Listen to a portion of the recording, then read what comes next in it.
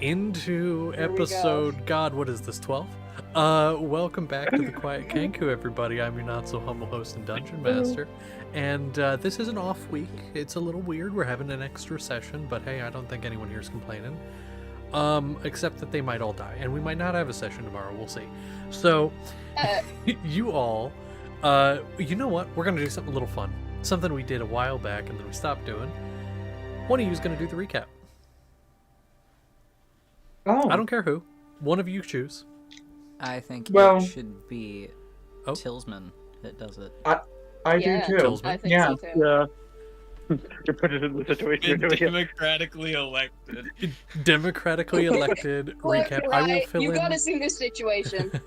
I will fill in any gaps that I think if there's something important, but please give a recap as you remember it. Last session started with our favorite rat and Solon going around to different marketplaces and plazas and stands. I want to say harassing is the correct word. Shopkeepers, trying to peddle some goods and give what they needed. I can't remember. Was there anything specific that they bought? Birthday gift. Birthday gifts was a big one. That was the main thing, yeah. Okay. Stolen tried to intimidate one into giving them something for a cheaper rate or for free. I don't remember. That didn't work. And shortly after that, about 2-hour mark, we transitioned back to Drawson and Tillsman, in which both of them, in a state of panic, tried to recollect themselves after almost getting disintegrated by a god, or a fae, therefore. Tillsman explained that a lot of the information that they knew about the gods may or may not be correct, and sort of raved and ranted like a madman, showing different pictures and displays and talking about timelines and interconnecting loops, some of which went over Drawson's head, some of which made sense. But in an act of good faith, promised to not only tell the party and come clean, but showed them that he was in possession of a very, very powerful item. That being what all of we know it to be as is a nuclear bomb inside of his lair. He had intended to give it to someone, that someone being Deverus. Whether or not they still plan to collect it is unknown, but last time we checked, it was still there. After that explanation, Tillsman and Drawson were eavesdropped by someone. Put both of them on edge. Tillsman drew his weapon, explained that he isn't who he said he was, and that they needed to move further in. We moved into the temple, in which was then found out that the entire conversation that Drawson and Tillsman just had was relayed to the entire party, and that they were all now sitting in his inner realm. One of them, being very confrontational, Zernus approached, picked him up. He respectfully asked that Zernus comply with his lord in his own domain. The lord spoke, the lord decreed, Zernus obeyed, reluctantly, but obeyed nonetheless. After a bit of time, some explanations, and some expose, a weapon in which Tillsman had explained briefly to Drawson was reforged. The weapon's name, Godkiller. The weapon specifically devoted to Keen, the god of fear. The weapon now in his possession, with some foreboding words and some more banter from Galliard and Maldette, one of them being put in a permanent state of shock. Tillsman set out to finish something that he supposedly started a very long time ago. After plunging the dagger into Kingsley's throat, they collapsed, their soul beginning to leave their body.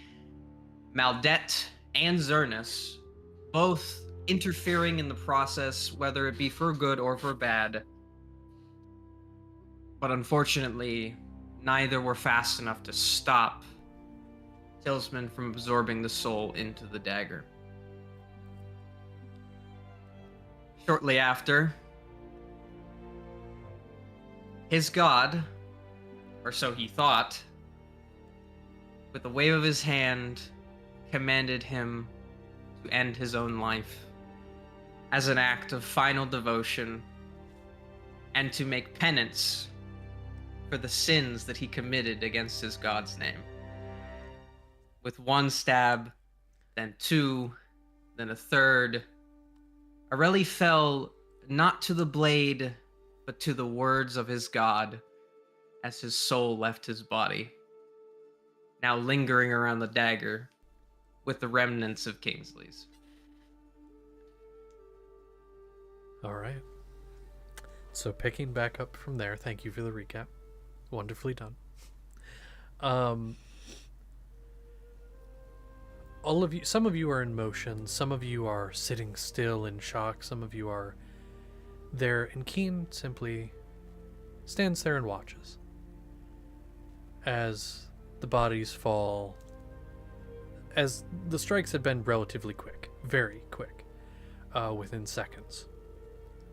Both the bodies begin to fall, and before we get to what some of you are doing in this moment, I want to go over to Kingsley. You'd been watching all of this. You had been watching the strikes. You had been watching the everything.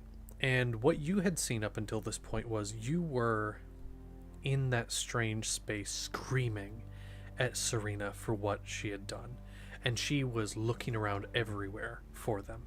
Charged out of the tavern, was trying to find them, and had found remnants of magic in the alleyway. Some of the other gods were trying to intervene to stop her, but she wasn't listening. She was ranting. She was mad. She was both emotionally and in terms of insanity. And she was not listening. The Dragonborn on stage, the bard, especially trying to intervene. And nothing was done. So she went out into the hallway, or out into the alleyway, and was trying to conjure up some sort of gate. Before it finished, the eyes blinked, and you both, technically, were standing within a temple. This temple unknown to both of you. You could tell for her, you could see into her thoughts, and she was confused, didn't know how she got there. You watched her move, and it was interesting because you knew kind of how it was with her in your head, and how it was for you technically in hers now. You are watching, but you don't have control. And in that moment, it's almost like the two of you were standing side by side and someone else was in the driver's seat. As the body began to walk forward toward this cloaked figure in the temple, your friends all around you. And then you felt a sensation that was oddly familiar. Because you remember seeing Serena's dreams, Serena's visions of events that have transpired in the past, especially the event that killed her. You've seen that event so many times, but you've never seen who did it. But as you feel the strike, there's something really familiar. Incredibly familiar. And as your body falls, you see, this time, who stabbed you. And it's like really strange deja vu.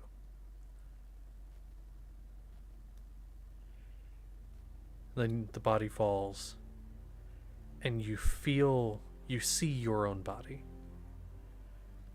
all of the friends, all of the people in this room are rushing, or at least some of them are rushing towards your location, but you're floating above. Everything's in slow motion, and then darkness as you feel your soul get sucked into something, sucked backwards into darkness.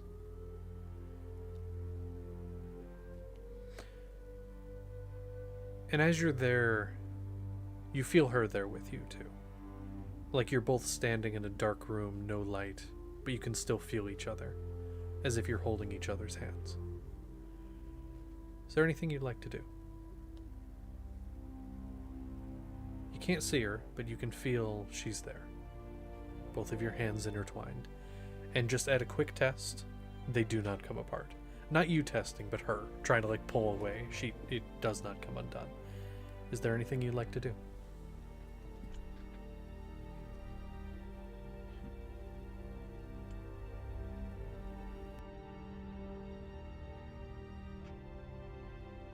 So do me a favor real quick, right? Yeah. The thing that had been discussed, he saw that already, or That?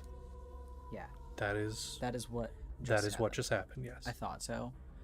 Yes, that is what it was. Okay. The thing you asked me about earlier, yes. He'll simply speak to her. Say again. He'll speak to her. Okay. You remember now? Did it? There is no response for a moment. And you can sense that she has maneuvered in front of you now, as if she would be looking into your face.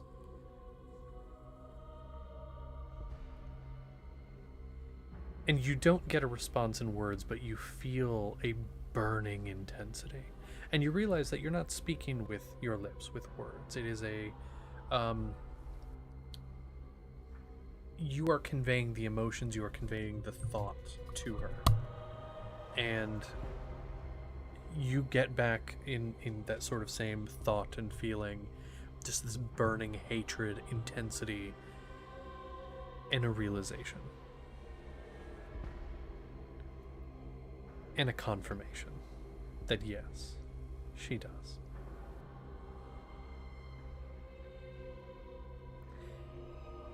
You also get the idea that not if, but when she gets back in control,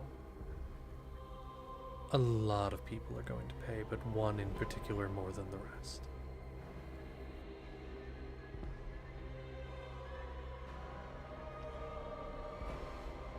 He's simply going to convey in the way that he can.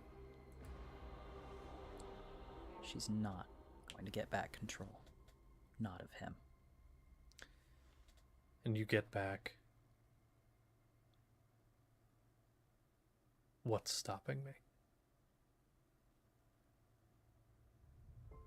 Is there anything you'd like to do? Or try to do? He wants to try to pull away from her. You want to try and pull away? I need you to make me. So what I want you to do is roll a d20 and just add your spellcasting modifier. Not the attack modifier, but just it'd be primarily charisma would be for your main class that you are. Actually, sorry, both. So just add spellcasting modifier. Spellcasting modifier is Yep. just Not saving throw modifier, just the regular modifier. so that. That's the thing under modifier, right? Yes. I can't really see. Yeah. Then yes. So d20 plus that. Does it also have proficiency? Because I don't remember. Well, I'm just telling you what to roll. This is not like a specific skill. I'm just telling you what I want you to roll. Oh. He said spellcasting mod, so I was unsure. Right. Spellcasting mod would not have proficiency. That'd be for spell attack, which is not what we're doing.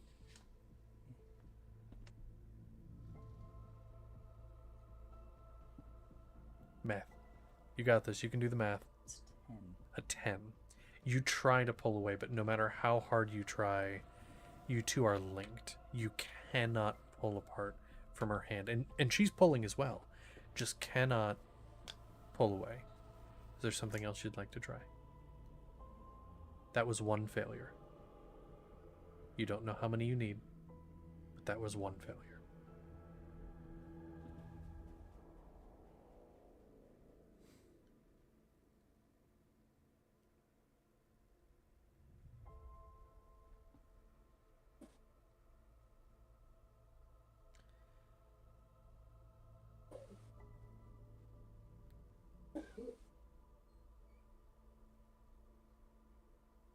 If you have nothing, we can move on. But I want to give you the opportunity.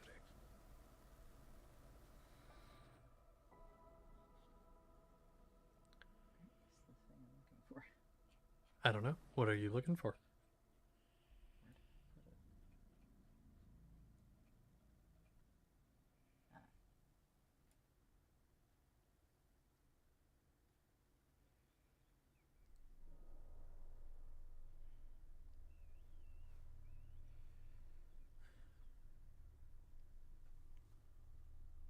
If you, He can yes, feel her there, like physically, yes. you can feel your physical body, and you can feel her. And in fact, do me a favor and make me a perception or investigation check, because you are just in this moment, getting your bearings on your Definitely gotta be perception. somewhat physical form here.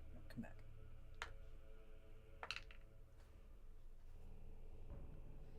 20. 20. On that. And which is that, investigation or perception? Perception. Getting a bearing on your body with a perception check of 20. Your left hand is holding hers. Your right hand is holding something else. It's a handle of something, but you can't see what it is. But with a 20, kind of feeling the hilt, this is the dagger that just stabbed you, without a shadow of a doubt. The curvature in the guard, you don't need to feel the blade or see it to know. You can tell by the shape of it. It's either it or something with a very similar make. But thematically, with what just happened, I think it's reasonable you could figure out what it probably is. And she is standing in front of you. Is there anything you'd like to do? He's going to try to stab. Say again? He's going to attempt to stab her. Going to attempt to stab her. Go ahead and roll to hit. It's a dagger, so you can use either dex or strength. Gives you that freedom, dex or strength. Yeah, they're both the same either way. It don't matter.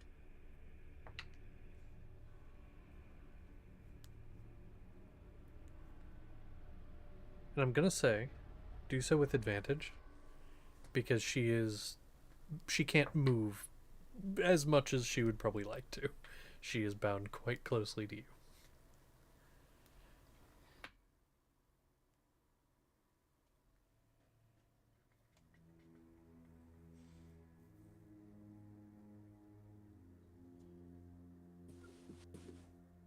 It's 16 to hit. 16. That will hit. I'm not going to have you roll damage, because as you stab in this sort of, well, post-death state, you stab, and as the blade, you feel there is a resistance. And then none.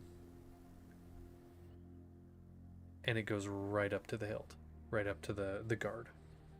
And as you feel the blade enter, we'll say, you can't really see, so just we'll say like the stomach. You can kind of tell just that general area. You hear a gasp. The first actual sound you've heard since being in this place. Do you do anything else? There is no effect other than that you know that you hit and you heard. Do you want to do anything else? He's going to try again to let go of her hand. Go ahead and make me another strength check. Or, sorry, not strength check. Using your spellcasting mod. Yep.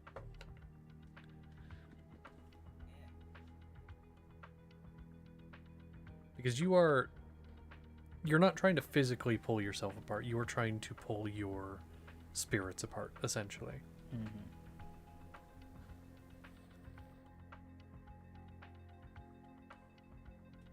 Eight. It's worse than last time. Okay, you had a 10 last time and 8 this time.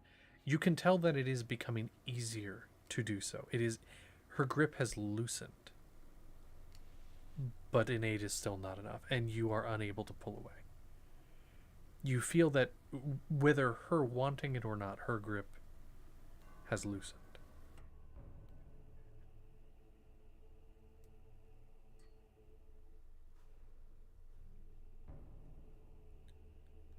Do you want to do anything else?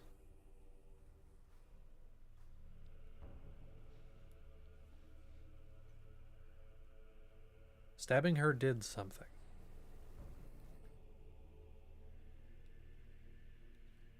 If you want me to come back to you, I can. He'll pull it out. Pull it out. Okay. So you pull the dagger out from her stomach, and you feel the warmth on your hand of blood. And he'll stab her again. Stab her again. Okay. Go ahead and roll the hit again. I'm tired of this die. I can't. Yeah. read it. Roll a different die. I can't read it, and it also has been really sucky. Yeah. We'll go with the gay one. Go with the rainbow. There you go.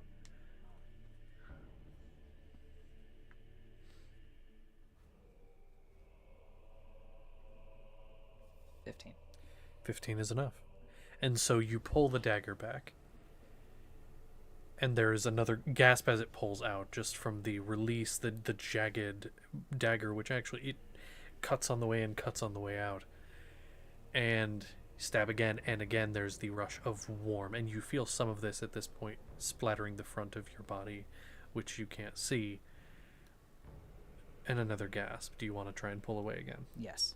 Go ahead and roll. I'm going to say this time with advantage. Not using that one either, because it still isn't rolling nice.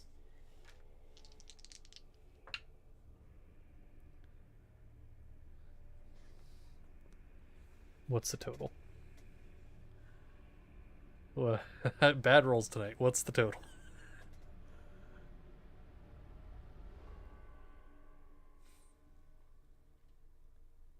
$14. 14.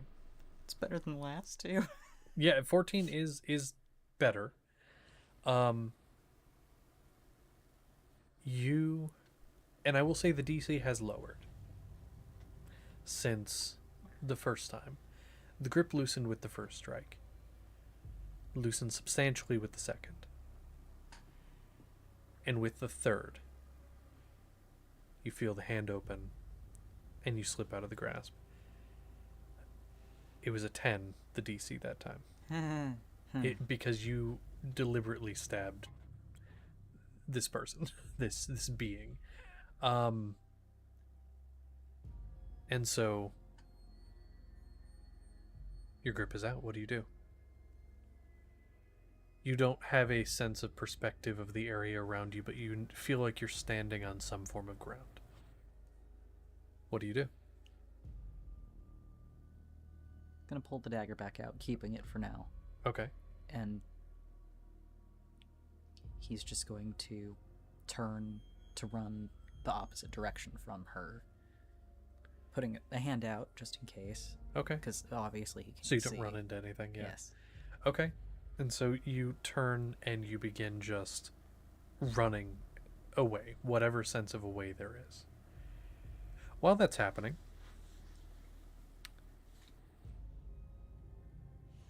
Tillsman.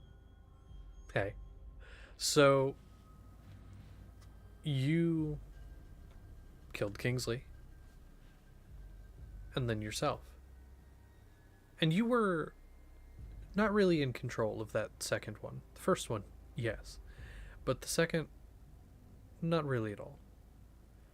And as you watch the smile of your patron, their face changing, shifting kind of between the two faces you know. That of Devris and that of Keen. Shifting and morphing between the two. Before settling on Keen. The smile as you fall. And you just hear kind of a voice in your head say, "Don't worry. I'm not done playing with you yet. Just sleep for now." And you fall to the ground, feeling your body hit before blackness overtakes you. And you lay there for, well, you don't really know. You're not conscious of your body. The temple fades from view. All you see is black. But you're almost conscious in this blackness. And above you, you start to see lights. Torchlight maybe, but then more of them appear, one after the other, until they look more like stars. A sky full of stars. 2 moons overhead. And this is the night sky, and you kind of feel around you, and you feel grass. Laying on maybe a grassy hill of some kind. You kind of looking around, see it. And then you see an area of the sky kind of shift ever so slightly. It shifts and moves. And you can barely move your body. Everything hurts in that moment. But you see, it almost looks like the sky, or at least part of it, is coming down toward you.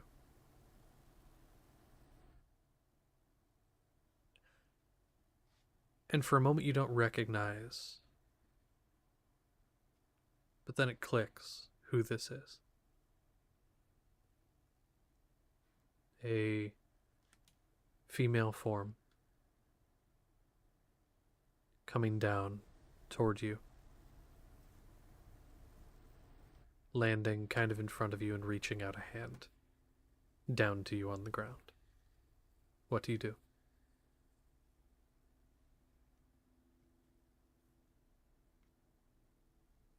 Kind of looks ashamed because all this time that's passed since they've last met, he's nowhere near the same person that he was. He, in all intents of the words, is a monster. He's gone against every value, every structure, every fiber of his very being, and he's turned against himself. Whether this is real or not, he can't even bring himself to face her.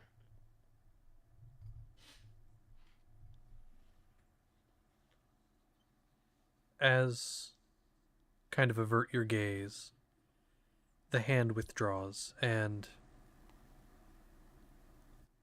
a voice meets your ears. A voice you haven't heard in some time.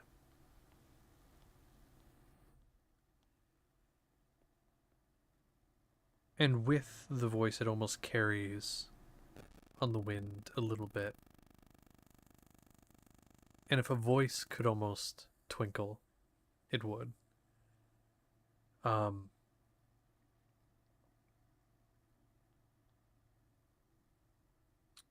Apologies, I was checking my note. It's been a long time, hasn't it? You've done so much.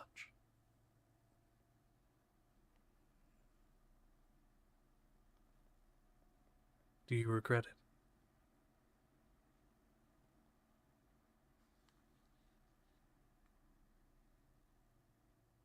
People I've killed, families I've ruined,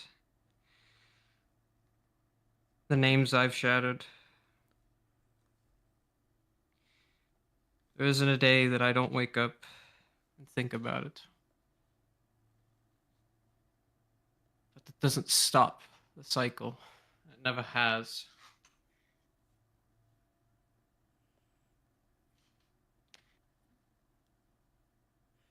with you lying on the ground, she joins you, sitting cross-legged in the grass, running her fingers through some of the blades of grass. And as the hand comes up, in it is a small bead of glowing light. And just kind of twirls it between the fingers a little bit. Just kind of absent-mindedly as you talk. So what will you do now? Will you give up? He's gonna take off one of his gloves. He's gonna look at his hand. Is it flickering or is it beginning to like shatter, like it's about to fade away? It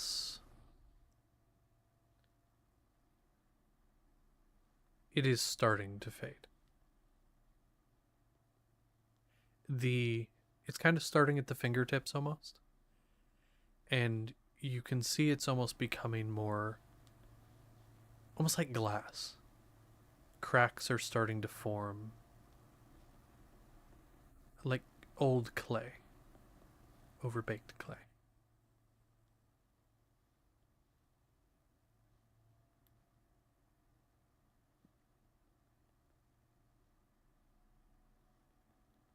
If I had another chance, it wouldn't stop this. And he'll turn his hand over and watch as some of his fingertips fade away. Even if we were reunited, I'd still disappear.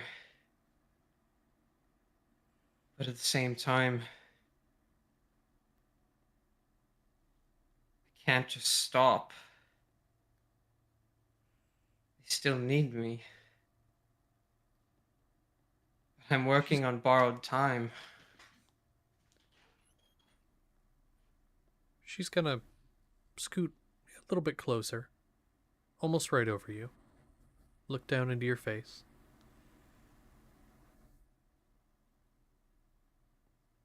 Most of this time you've been working with him, correct? That evil that sent you here? Is that correct? I'd say a little over half of it. He's the source of this problem. I thought maybe if I worked with him, that I could cause some sort of ripple or fix something. Well, here's a suggestion. If you want to stay around a little longer and fix what you did, you could, well, not work with him again. And maybe work with them. And she kind of throws that bead up into the air, and you see a bit of a white flash overtake your vision, turning almost night into day for a brief moment. And you see flashes of the party you're in, around a table eating food, and then briefly all getting angry, or at least a couple of them getting angry and confused and started hitting each other. But you know, the laughing and the adventures you've gone on thus far, and you see flashes of what could be. Things that you've experienced before in other versions of events. You see, while they looked a little different, other adventures gone on. And she kind of looks from that to you. Maybe... well, not maybe. You can't do this alone. And you know that. But maybe pick your companions a little better and get rid of that one in particular. Pointing up toward now a flash of image of Keen and them telling you to go do certain things. and even Devris telling you to go do certain things. You've tried to do it alone. You've tried to do it with them, with that being. Maybe try just going with them. See what happens. And, well, I think you know more than anything. Since you're here and not just reset again, this might be it. There might not be another chance.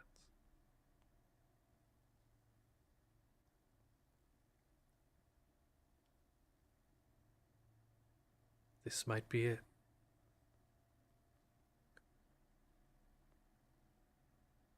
He'll look down, seeing that his legs have started to fade away. His left arm is gone. It's just his torso and some of his right arm and his head.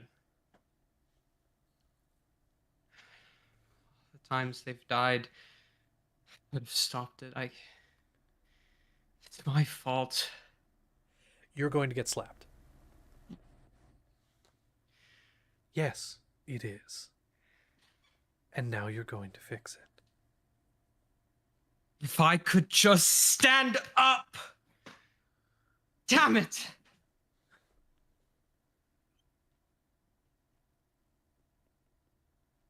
I will fix this. Just let me stand up. I'm tired of living in fear. I'm tired of worrying. I'm tired of all of this. Please, Aurelos, let me stand up. She's going to stand. And is going to look down to you. And is going to reach up to the sky and, from your perspective, grab one of the stars. Is going to hold it over your body, fading away as your torso is even beginning to fade. You can feel at the periphery of your vision everything is fading. And she just holds it there, over you. And eventually you see it floating between her hand and your body as your eyes begin to crack and fade away. And your vision fades. And there is pain, but it's almost a numb pain. Where it's just a feeling. And the last thing you see is the bead floating down toward your chest.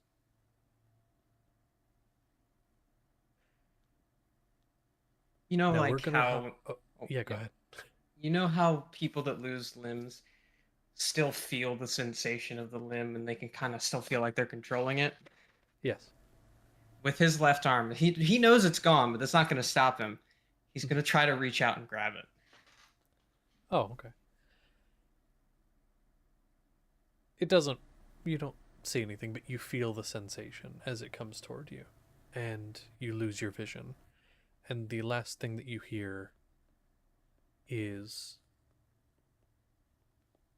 I might be gone, but now a piece of me will be with you forever. Now we're going to go over to the rest of you on the outside of this for a moment. And then we will describe the ramifications of what has just happened with both of those as we go on. Oh, joy. So those of you on the outside, let's get a quick, just as a reminder for me, a reminder for you guys, where all of you are. Zernus, you were leaping for the dagger. We'll get to that in a second. Maldet had cast Magic Circle but was still on the bench. Galliard... I'm up there with Zernus. Yeah, you were up there with Zernus. I tried to Galliard's get still on Kingsley the Force bench. too. Yeah, that's right. Galliard, I believe, was next to... Was next to Zernus, I think? I have a vague memory of being next to Maldet before within Zernus leapt up. something. Could be wrong. Anyway, exact placement's not super important, but generally kind of where you guys are. Yeah. The only people really making actions right now that I recall were Maldet with the Magic Circle, and then Drossen. And where is Xerxes. Keen? Keen is kind of just like,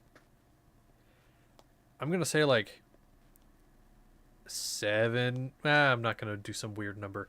5 feet from what has just happened, like on the other side from. Yes. You got like Okay. Kingsley, Tillsman, and on the opposite side of Kingsley was Keen. Right. Oh no. You're kind of just standing I'm there, here. like leaning on like a pillar, just kind of like watching the whole thing. So, Zernus, you wanted to go for the dagger as it falls to the ground. Yeah.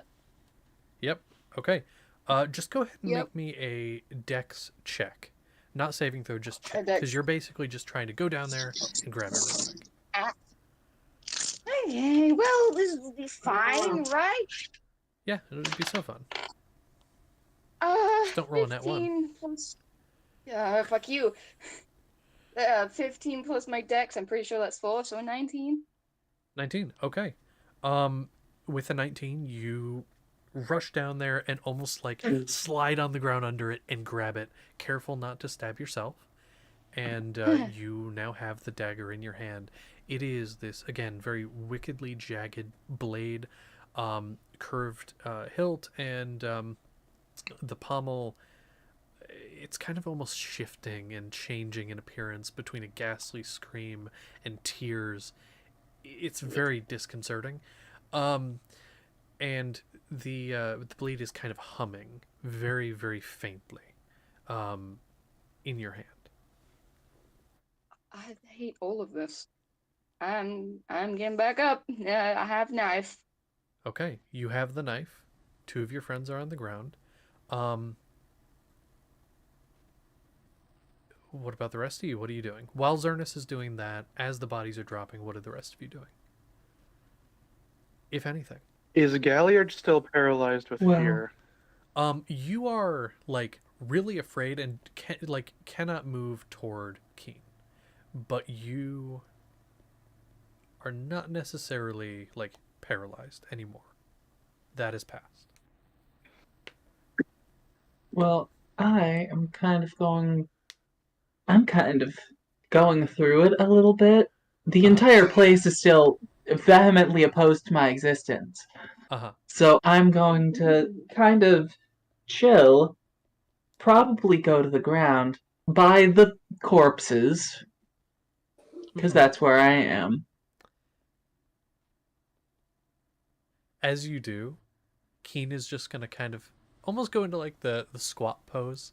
Just kind of still on the feet, but like knees up, just kind of squat down behind you and just kind of look.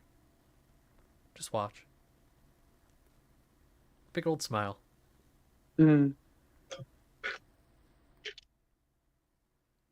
I need my ice water to handle this bitch. Keen just kind of looks to the rest of you expectantly.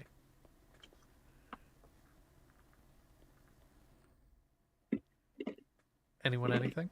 Scramble over a pew and use it for cover. Okay, over a pew. Use Moving it for away. Wild West music starts playing.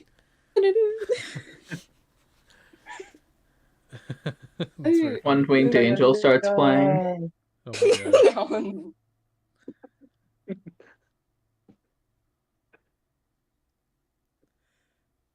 Okay, so I mean, hey, if there's nothing, I mean, you guys are kind of just so generally, you're all kind of either having a panic attack, hunkering down, and now one of you has a knife. Okay, so got like a knife. body. Does Solon want to do anything?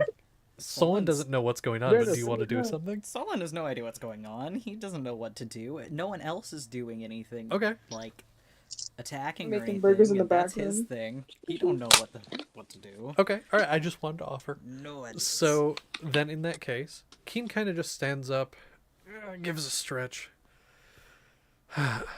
I'm bored. Have fun, and is going to just disappear. What the fucking...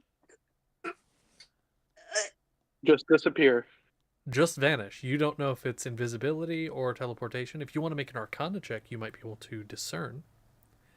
I know I don't have my arcane focus, However, detect magic does not have a material component. Is that something that could still be cast? For sure. All the spellcasting focus, in my eyes and my ruling of things, I don't know if it's official or not, don't care, is it allows you to replace certain material components. You can cast a spell just by waving of the hands and verbal, if that's all it requires. All right, we're doing that. Detect magic and focusing first for some sort of invisibility or anything like that. Okay. Within 30 feet, that's where Galliard had been, within Keen's radius. Really Definitely. hope Keen is not anywhere near there. Yeah, Keen, as far as you know, you do not detect any illusion magic. I gotta look up the type of magic this is, because I don't remember. I You think do teleportation detect- is conjuration or evocation. Whichever, yeah, because that's what it is. That it was a teleportation type spell. Conjuration. Yeah, then that is what you detect, like the faint traces of that left over, in the area where Keen was. Yeah, conjuration. There we go. And I take it the dagger's very necromancy. I mean, it's a few things. That is definitely one of them, though. It is necromantic. Enchantment, probably. It radiates like...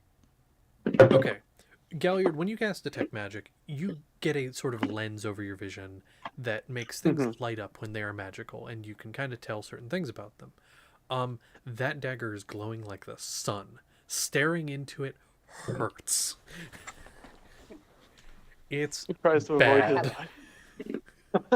Yeah, I mean, to be honest, this entire place is glowing, but it's different shades and different colors.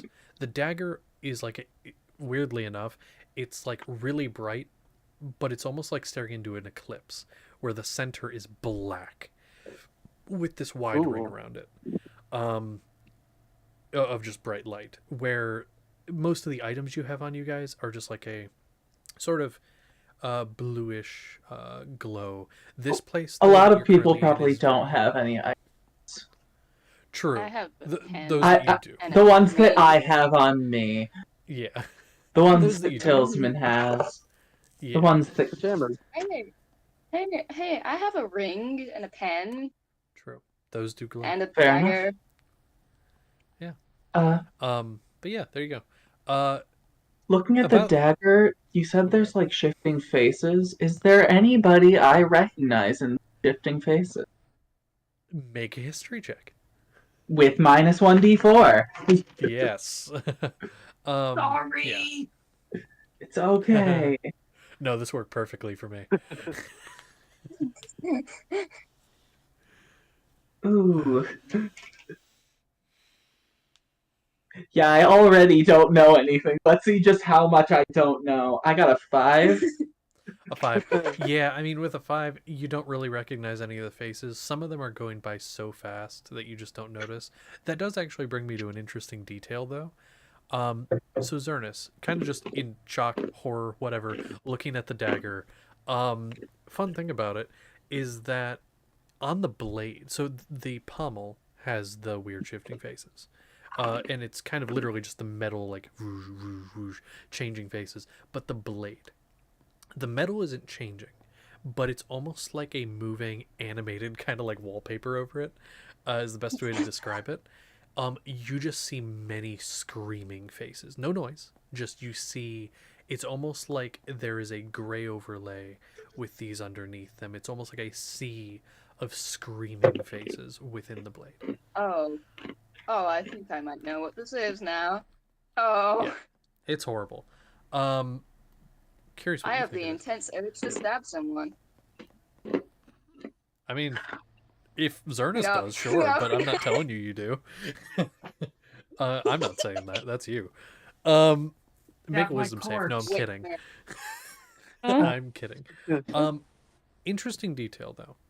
So, something I had mentioned is that you can all see a bead floating away from Aureli's body. Similar to how you'd seen from Kingsley's, except Kingsley's was this golden color due to the connection with the goddess. It was almost like gold with purple, I'll say. Aureli's is gray, dim. And all of you kind of standing there at the corner of your eye kind of see it start to crack and break. And then it shoots down into his body. And a moment passes. Oh. Aureli, Tillsman, you are standing in the temple. Your body is lying on the ground. You see Zernus has the dagger, Drossin on the ground, and Keen is nowhere to be seen. And you see your body in front of you. And in this moment, you know you have a choice. You either step forward and you continue and you fix what you did. You join them back in the world of the living and you try to fix this. Or you pass on. You know in this moment you have that choice. What do you do? Many of you are familiar with Destiny. He's just going to wave his left hand, and the shard that was given to him is going to appear in it. And he'll look at it. And then he'll think about eternal bliss, longing into the void to his right. And then he'll say, "She gave me this, she's still there." And he's going to grab at his corpse and try to remerge with it. Okay. And the moment your hand touches, you feel... It's weird vertigo, because one moment you're standing, the next moment you're lying on the ground. If you have an iron deficiency, oh boy, gonna have a little bit of a wooziness there for a minute. But you get that rush, and then sort of pressure in your head, then your eyes open, and they sting a little bit from the light. And Drossin, you're closest. So I'll say that you see Aureli's eyes flutter open. And Tillsman, do you do anything as your first action of being newly alive? Did he hit me over the head? Why did my head hurt? You fell. Oh, that do it. He's gonna try to sit up. I'm Okay. going to hit you up the head. What the fuck was that? Wait, he's still here? Not for Annoyingly. Oh, I do I see any other little soul orbs around? No, you do not. Can I see that thing? And I'm gonna point to the dagger.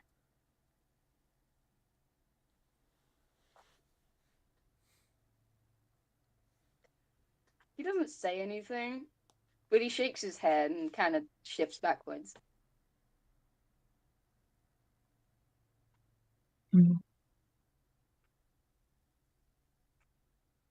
There's... I think Kingsley might be in there. There should be a way to get him out.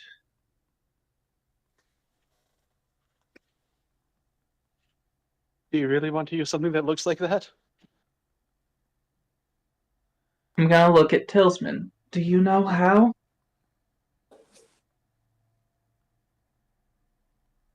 Took a gamble. I wasn't sure if it would work. If it did, they should be separated. How to get them out, I'd need some time. But no one knows that thing better than I do. God, I hate it. He's gonna put his hand against his forehead. First and foremost, he's gonna reach into the scroll bag. You should probably head towards the door, unless you want to fall roughly 300 feet on the ground. Oh, I guess I'll head towards the Galliard's door. looking at.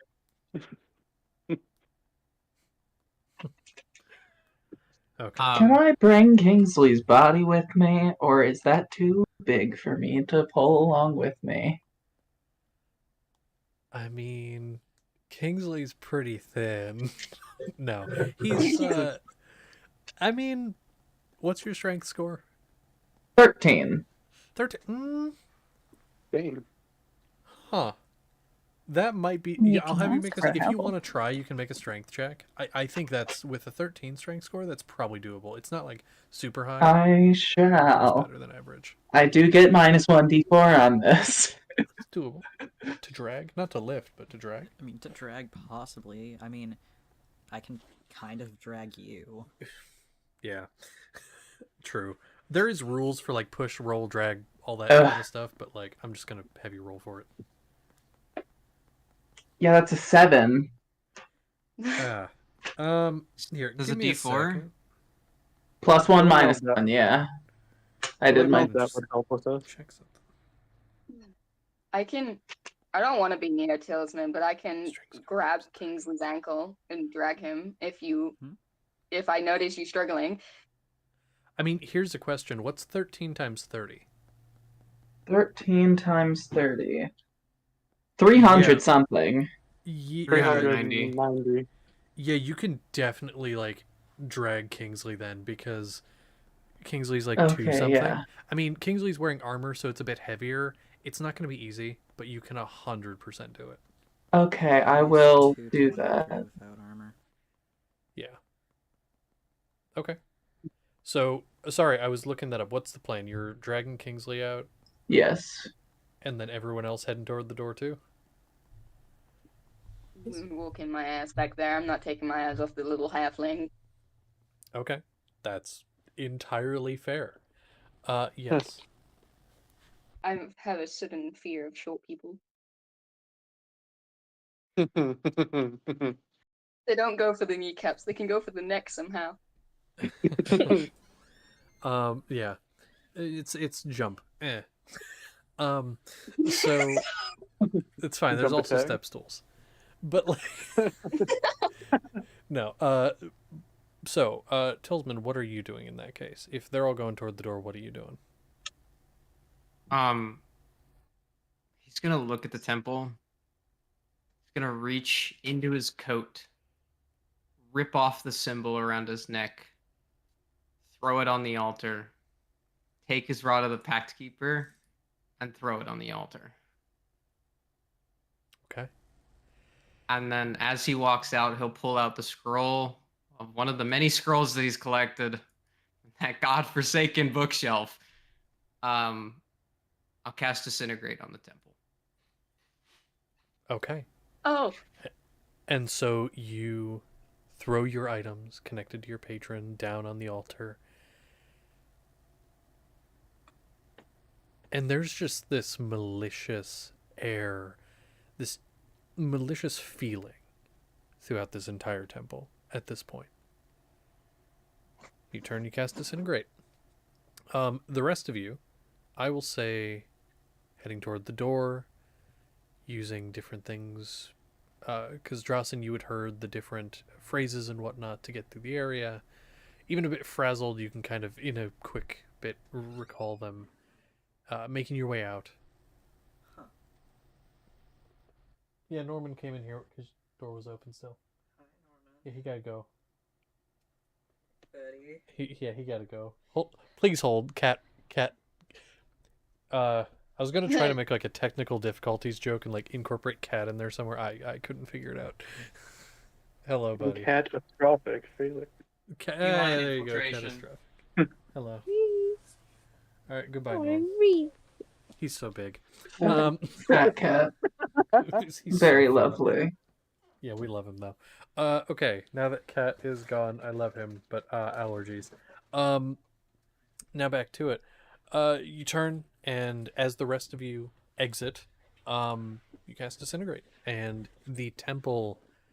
Is there a specific place you want to cast Disintegrate? I'm gonna target the altar so it hits Okay. the magic items.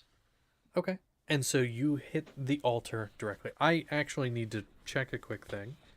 Because I don't know how this works. Hold on, please. Oops. All that I know is that it can be destroyed via disintegration. No, that's true. I just don't know what happens to the stuff in it. Based on what it does to people, I'd say probably the magic items would be. Yeah, well, less so the disintegrate, because the magic items would definitely be fine. It's more so the temple, because this is based on a spell that exists. I gotta see. You know what? It doesn't say. So I'm just going to make a call on this, and it works narratively. You cast Disintegrate, and I believe it just pops you out where the temple was. This is weird, because the temple was inside another thing. So... Right, I'm not forgetting that, because you had the demiplane. Temple was in the demiplane. It's the maze, then the laboratory, then there was an extension of the laboratory where the temple was. Okay, it's basically kind of like a ziggurat, if you know what that is. Yeah, I know what you're talking about. Okay, so then the temple is gone, as with everything in it. The items do not pop out and land on the ground. They are simply gone with the temple. You do not know if they are destroyed. You do not know if they are disintegrated somehow. Even though they're magic, they are just not there.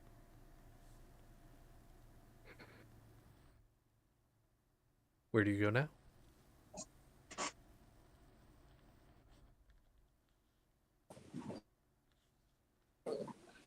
This is your guys' thing? We're still in this like weird demi plane, aren't we? You are, with Drossen's guidance, you are able to get out using just the general path, Drossen, because it was, I mean, it's there. Correct me if I'm wrong, but I don't believe you said you closed any of the things behind you. You just punched them all open and kept going through. Yeah. So there is still an open path back the way you came. So you were able to just kind of head, mostly beeline directly for the exit. Do you want to describe the room for the others that they're walking through? I'll let you. Awful. Because you have a better memory of it than I do. It's okay. So this room, from floor to ceiling, all across the walls, there are different drawings, depictions of events and timelines. There's large tables with metal straps that hold down something. There's nothing there, but you imagine that it would hold a large creature, or maybe some type of monster, with smaller ones around that would do the same thing. A room off to the side that is locked, and two other doors on that side as well. And then on the right side of the wall are many different tables, crafting stations, alchemical stations, enchanting stations, tinkering stations, everything that you'd imagine from a workshop. Are the pictures that you have more locket sized or picture frame size? They're like on a sheet of paper. Like sheet of paper size, okay. You're walking on them if you're walking through the room. Yeah, I'm gonna look for one that is most similar to the Kingsley that we have that we're dragging. With the amount of times that have happened, there's probably one that's fairly close, I would imagine. Okay. I'm gonna take it. Okay. Before I go. Okay. Question, Tillsman, just curiosity. Yeah. Do you, while you're walking through, go check on your bomb?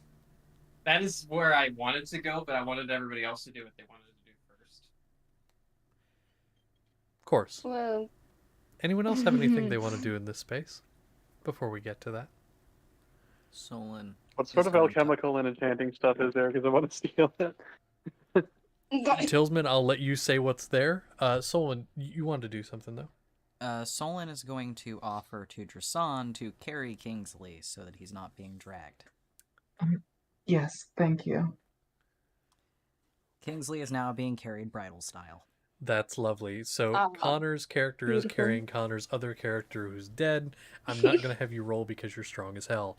But yeah, Tillsman, I'll let you say what kind of alchemical and stuff, enchanting stuff is there for Galliard, because I'll leave it up to you what would have been there. I'm not like gonna be like, no, that can't be there. Just as long as it's nothing like super crazy. I mean, I think it's reasonable there would be like alchemist supplies, like the actual toolkit, probably like enchanter's supplies, but any like additional like specifications I'll leave to you, so you can go ahead and just send that. Galliard, do you have like a dream enchantment set, like a room that you would dedicate to enchanting or alchemical nonsense?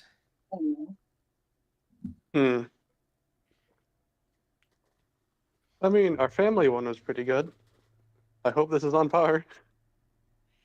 It looks eerily similar to the one in your family homestead. Ooh. Rob did that family.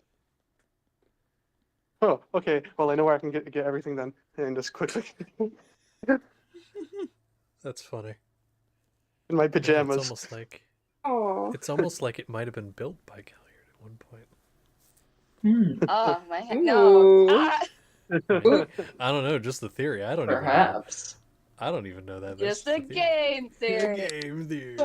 Anyway. Okay. Anyone else have anything they want to do before continuing?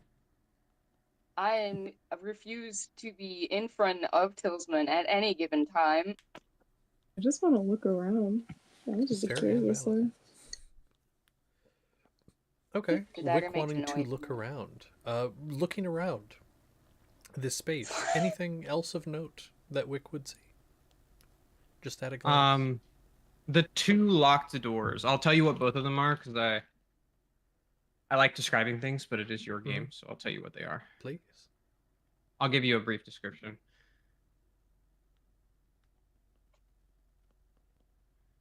Ah, yes. So I can describe them. That's a good idea. I misunderstood. No, that is a good idea, because then I can describe things too that I do not know otherwise. Yeah, this space was very much just kind of like, hey, do whatever you want, within reason. It is basically a little I almost called it an apartment. Not quite. It's much nicer and a lot cheaper. Here you go. Those are the two things. You're welcome for the second one. I'm like, any blueprint that you would be okay with me having, it's in that room. Yeah, So I mean, I'll tell anything... you, I didn't know that any of this was going to happen this soon, so that's why I don't have an actual map of it. If you guys do end up planning to use this as a space in the future and you don't just get rid of it, which you might, I don't know, but if you do end up using it as like a little, I don't know, portable safe house, then yeah, like a portable safe house or that kind of thing, then I'll make a map so you guys have a map of this place. I just didn't have it yet because that was not on my list of priorities. Okay, so Wick, would you like to check out the doors? Yes, I would love to. I believe you said they are locked, correct? Currently they are locked? Yeah, do you speak Primordial? I'll have to check. I don't think I do. What is happening? I don't know. I do not speak Primordial. Oh. There's a symbol on the door, but you can't read it. Sad. Shit. Is the door lock pickable? Like, I mean, it's there. It's like a magical door. I'm gonna say the doors in this place, you can tell by looking at them that's probably not how like their main function is, but I think it's reasonable with these doors here. They probably are lock pickable. but at a glance you so can they're tell not it's going to Zemister. be a little bit difficult. It is fair, but the door can is definitely called to try. me. Do you May want to I try? try? Yeah. Yes, I Do you really have do. like thieves' tools? Oh, thank God, I do. Get worried. Okay. Then yeah, go ahead and just it'll be dexterity. Well, d20 roll plus dex, and if you have proficiency, add your proficiency. Okay, so it's just a d20 plus my dex. Okay. Okay, because you do not have proficiency. I don't think I do. Okay, then yeah, no proficiency bonus. Stroke. Okay, forgive me. I had a bit of a stroke. My dex has a +4. That's my proficiency bonus. I'm forgetting shit, right? This is not. Roll a d20 and then add I'm- 4. You got this. Yeah, Yes, it's plus I your know. dexterity. I'm doing and that. if I'm you just have counting. proficiency, add proficiency. Yeah. You can count. I believe in you. You got this. It's a I know 19. you're dyslexic. I'm trying. A 19. And 19 so years. you are working at this pretty diligently, and you're trying to get this door open. Let's say, would you be doing the one on the left or the right? The one on the left. Left. Okay. Doing the one on the left, it is not enough. You are trying very hard to get this door open, but like I said, it is a very well-made lock.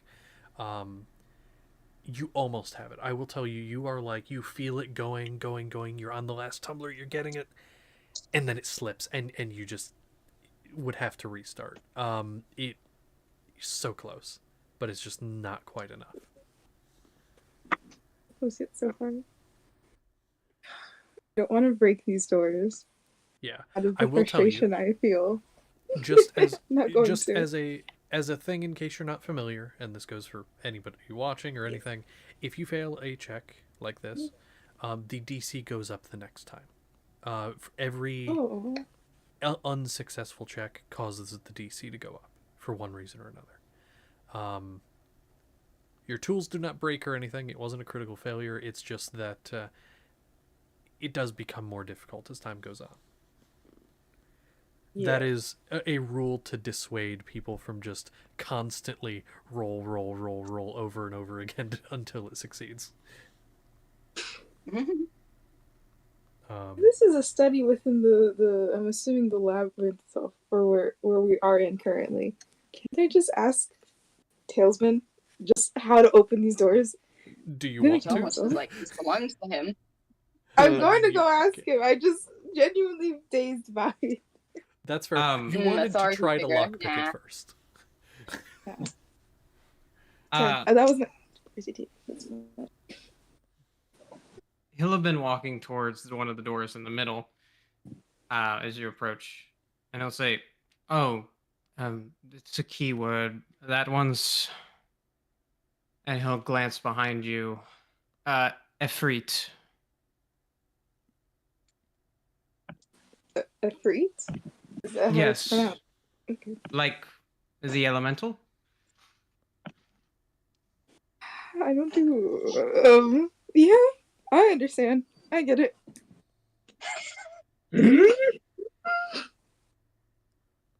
Okay. I don't Do you think say Wood has the ever code read word? about these things. Yes.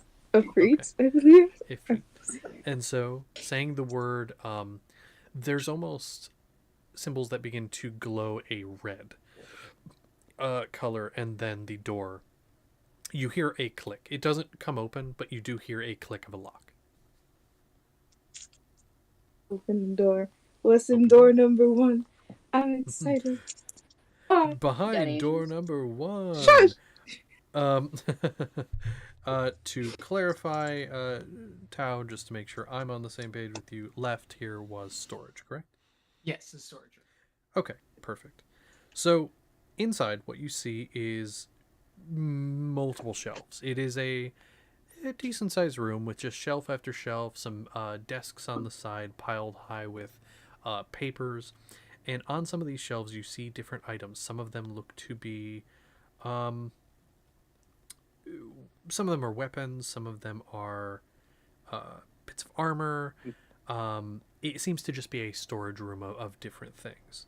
And again, there is the couple different, like almost like workshop tables with papers and things like that.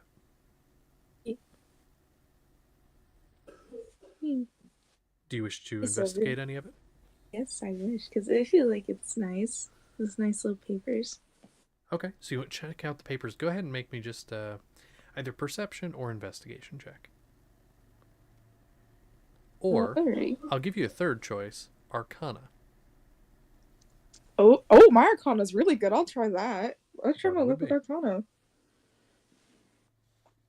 And that's what's up. That's a 23. I'm so skilled. So.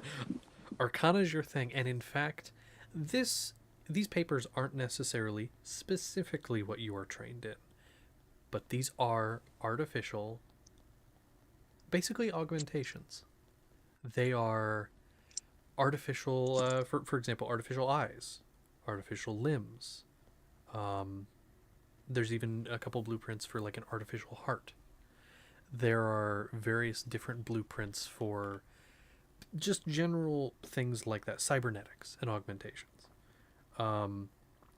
as well as some blueprints for, they're less like mechanical blueprints and more arcane blueprints, which you can tell are certain magic items. There's one for like a bag of holding. There's a blueprint for why not? I'll throw this in there. An immovable rod. Blueprint for an immovable rod, because that's always a fun little magic item. There's a few blueprints for different magic items as well as those augmentations. They're a bit advanced. I'm going to say comparing it to the ones you've seen, because throughout Kingsport there have been a few different types you've seen. There's the kind of ramshackle, like pulleys and cog ones you've seen.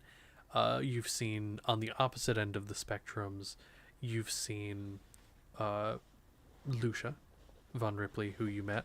His are incredibly advanced and almost, if the coloring was different, hard to distinguish from organic. These are a bit in between. Not quite as advanced as Lucia's, but they're close. They are as close as you can get with just standard augment manufacturing, essentially.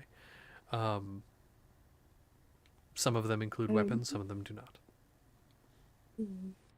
The grin that grew on Wick's face. Oh no. Oh. Out of respect, I will not take these. I will leave them here. Yeah. Out of respect. Out of respect, I don't. That would be mean, and I don't want to do that. Do leave them there. Now knowing this information, her grin is just getting ever wider as she exits the room with her hands behind her back. Okay, and so all of you see Wick walk out incredibly pleased. And, okay. Anyone else have anything they'd like to do? You said the dagger makes I just want to noises, look right? around at the weird pictures that are kind of us, but not really us. Mostly myself, because I'm an asshole. Fair. Can definitely describe that in a second. Zernus, you were saying something, though. What were you saying? You said the dagger makes noise? It doesn't make noise. It's humming. Not the sound, but like buzzing, I guess, is a better descriptor. You can feel it like vibrating in your hand ever so slightly. Can I listen for anything? Okay, sticking your ear down to it. Nothing. Yep. Okay, No sound. well, why do I have a vibrating knife? Okay, well, I'm fairly freaked out and would like to leave. Okay. Then, before anything like that, I'll go over to the radioactive purple red baby. You wanted to look at the pictures. Is that correct? Yes. Yes. Okay, so I don't know if we ever discussed exactly what's seen here, but I'm gonna make a call on this because I find it funny. And that's half the reason I do things. In basically every single one of these, you're the exact same. Like, almost exactly the same. There are slight different variations of purple, but generally the same. There are some where you're not there. Some, like, areas where you're not there at all. But the ones where you are there, I'll say like a fifth of them, generally the same, except for one. There's one where you're different. And in that one, you're a hamster. Oh, God. Everything the same. Same outfit, same coloration, but you're a hamster. You mean to tell me my son Ew. been a hamster this whole time? Yeah. Radioactive it's- purple gerbil baby. Yeah. Oh It's no. beautiful. Yeah, that is the only one that's like wildly different. But hey, that just means that the prime iteration right here. If it ain't broke, don't fix it. Exactly. Already perfected it. Already perfected. The perfect organism. The universe didn't see a reason to change anything. Oh god, it's like the Kitchens all over again. Yeah. Yeah, they're oh god. Yeah. Yeah. But yeah, that's that. Anything else? No? Oh. I have stuff for when we get out of the demiplane, but not stuff inside the demiplane. While we're in, it doesn't seem like there's anything else. So, Tillsman, you said you were going to go check on the bomb, and I think you know what I'm about to say. Oh. It's gone. You walk into the area, and the space where it is gone.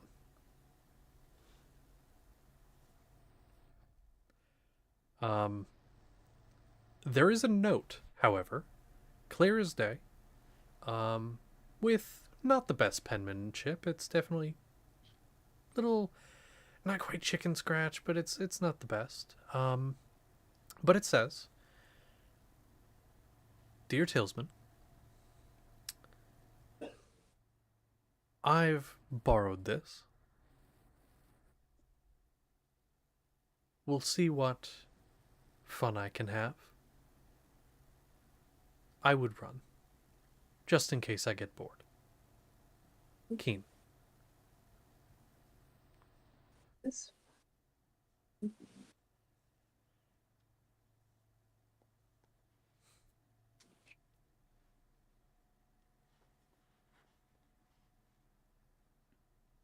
That's it. The freaking silence. He'll ball Yep. up his fist with the paper in his hand.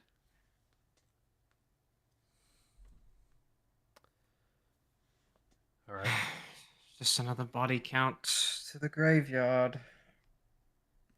I'll turn around and walk out. Okay.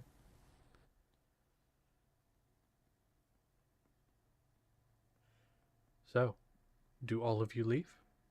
Do you the exit kind of just continues on, like you can just keep going.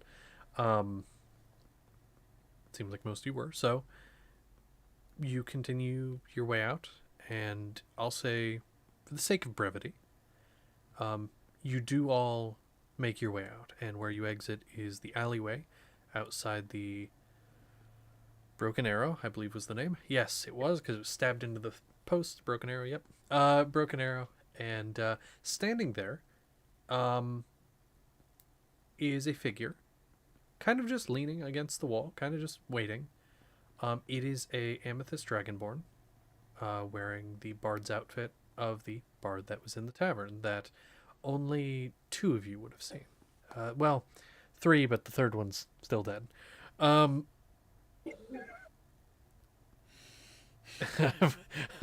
sorry. Every time. I'm sorry. I know he's dead. Yeah. But you see them kind of just standing there, loot strung over the back. Gives kind of a yawn. Oh, hi. You're out. You have to be very careful. She's She's coming. I don't know where she went. She was standing right here. She's gone. Looks over and sees the body being carried by Solon.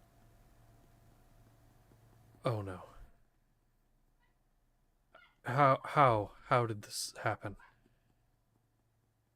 I'm gonna look at Zernus, because he's got the thing.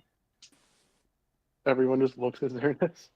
Looking at Zerda. Don't do that. Don't do that. Don't do that. He's not okay. Don't do that. Answer But then he looks up. question. He's the Eye one who has contact. the thing. Looks at you. Like, he's very stiff. He doesn't bend his arm, but like straight up dagger, very clenched in his hand, like white knuckled clench, as he just holds his dagger out and then puts it back down to his side. Takes kind of a step back when you show it and looks to the body and immediately kind of turns the corner and retches. And then kind of wipes the long mouth and comes back. Oh my god. This wasn't his doing. This wasn't his doing. No, I know whose that is, and I know, well, I'd hope you didn't do it. Yeah. Okay, this is bad. This is really bad. Okay, don't know if any of you know who I am. Gives a, like, half-hearted bow, and then just comes back. Sorry, for formalities. Zatar, god of entertainment and all that jazz. I know him, pointing towards Kingsley's body. Kind of. We did know each other at one point. At one time and place.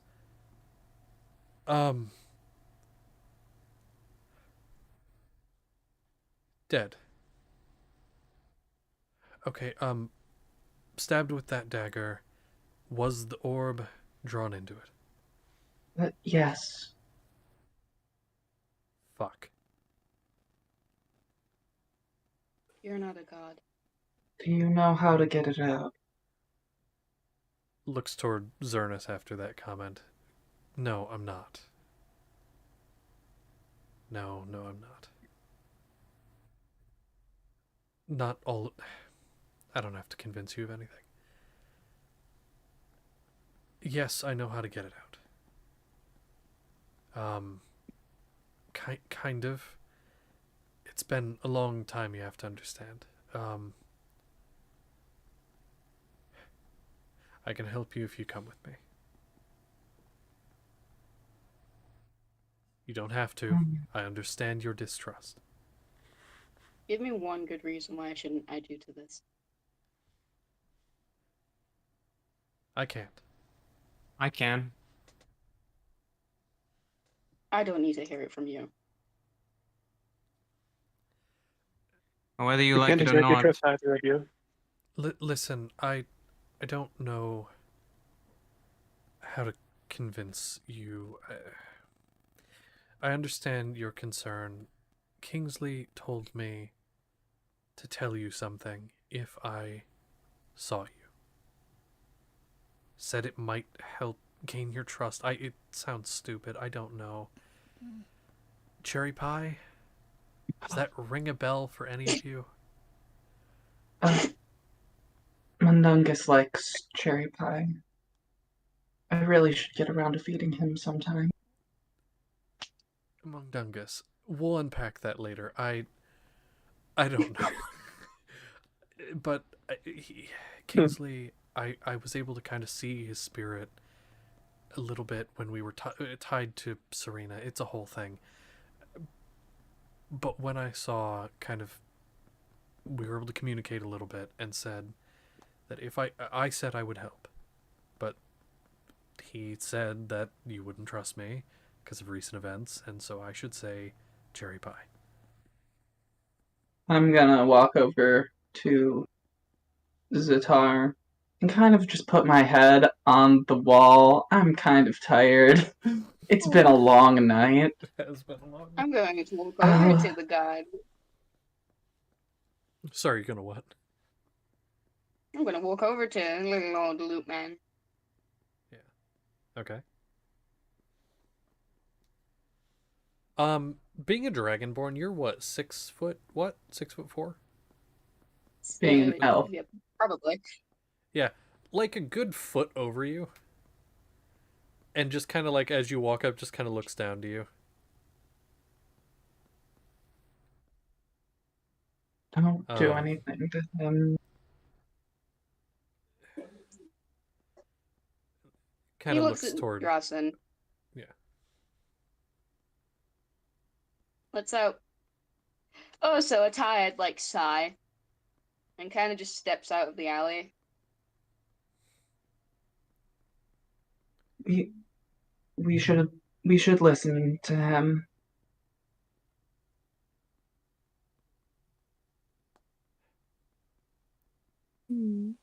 Following Zatar. Zatar will look towards mainly Zernus, being the one most outspoken, but to the group as a whole.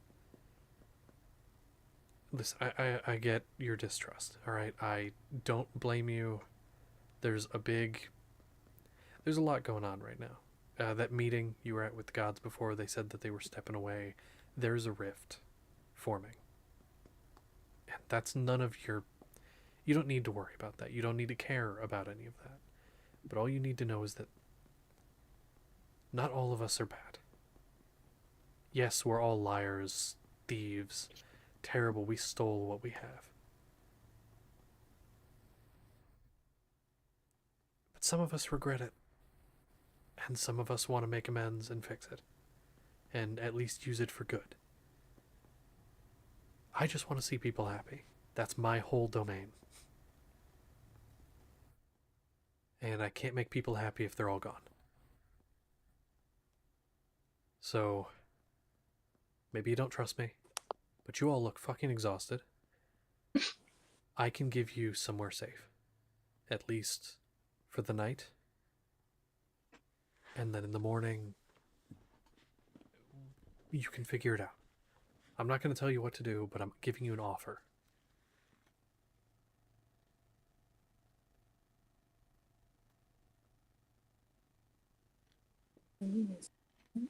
Then I'll give you a choice.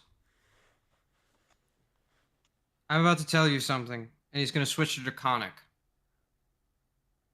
He has a bomb. He's going to blow up Kingsport. I need you to get as many people out of this city within the next week as you can. Do that, show that you're going to do that, and I will listen to you. The moment you say bomb, eyes snap onto you. Galliard understands this too. Yes, Yeah, if you speak Draconic, Wick does as well. There you go. I don't, but I'm gonna. Oh, I don't, but I'm gonna accept this offer whether the party does or not. fair. Same. That's fair. He looks and says, I can bring your friend back, but what your friend has gone through is an arduous thing. They are going to need time to rest. I will do what I can to get people out of the city, but I can't make them. I can't force them. I don't have that ability, but I can get as many as I can out. But you have to understand, I can't say that there's a bomb. If I say that there's a bomb, there's going to be rioting, looting, and mass hysteria. That will be worse than the bomb going off. Because at least I with switch the to bomb, Draconic. it'll be quick. Yes. Yes. So I will do what I can. And this is switching to back to common. I will do what I can to get people out. I'm glad you told me. I can't tell you who to trust because I don't know who to trust. But there are a couple figures that you can, that I think you can. And that may not count for much, but still. There is one other person that if you see them, I believe they can be trusted explicitly, because in every conflict the gods have ever had, they have never chosen a side. They have always been a intermediary of sorts. And Josh is trying to find their name. Hold on. It's the one that's not Keen. Bro, it's Dickman. No, not Dickman. It's the messenger. I love Dickman. The messenger, yeah. I couldn't remember their name. Zelson. They have golden wings. They usually wear a black jacket, glasses over their eyes, incredibly fast. Talk a bit fast as well, but bear with them. If I need to get a hold of you, I'll probably send them. They're an intermediary. Again, their name is Zelson. They're a bit odd, but they can be trusted. They have never chosen a side, and it's mostly because they're usually too high to choose a side. But they can be trusted to carry out tasks that are needed, as they are incredibly efficient. Just a bit annoying. We're dealing with that interview. In fact, yeah. Do you have a safe house in the city? Somewhere that is very safe? Where you won't be found? I trust the Grimms, but it's not exactly. They might try to look there. It's associated with one of Like your families. What about my workshop? Who is look? A workshop. Where is it? In the lower parts of the city. That might be a safe Last place. place They to might not go. think to look there. Yeah. I was And going to besides, offer it up has a one lot of weaponry. That will help. I was going to offer up one of my places, but if we're dealing with who I think we're dealing with, who I know we're dealing with, they probably already know where I am. It wouldn't be a good idea. But if you have a safe house, a workshop, you say, with weaponry, you just have to be there until the morning.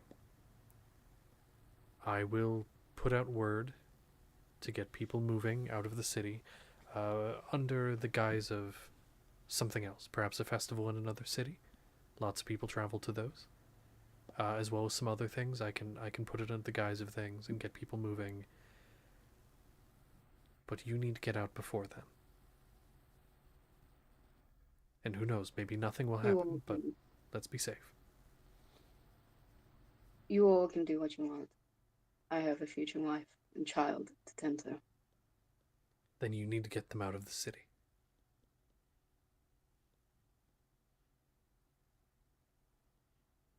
Or stay with Okay, them you and start die walking. with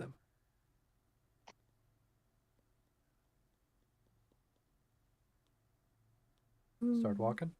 Okay. I'm And do you leaving. go to the tavern? Yeah.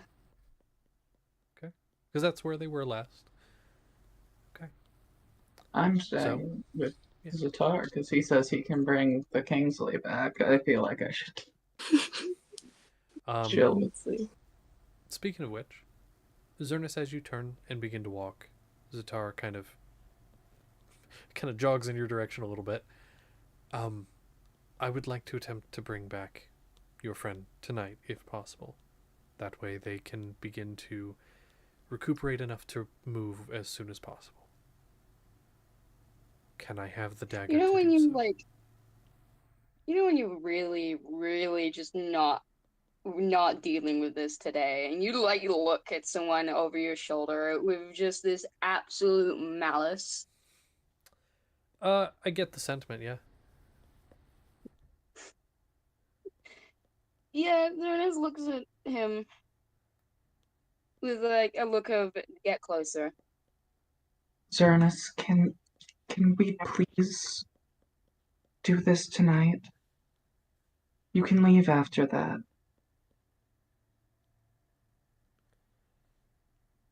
Zatar does also speak up, and you don't have to stay. If you want to go, you can. I just need the dagger. And you have it. If you don't want to stay, you don't have to.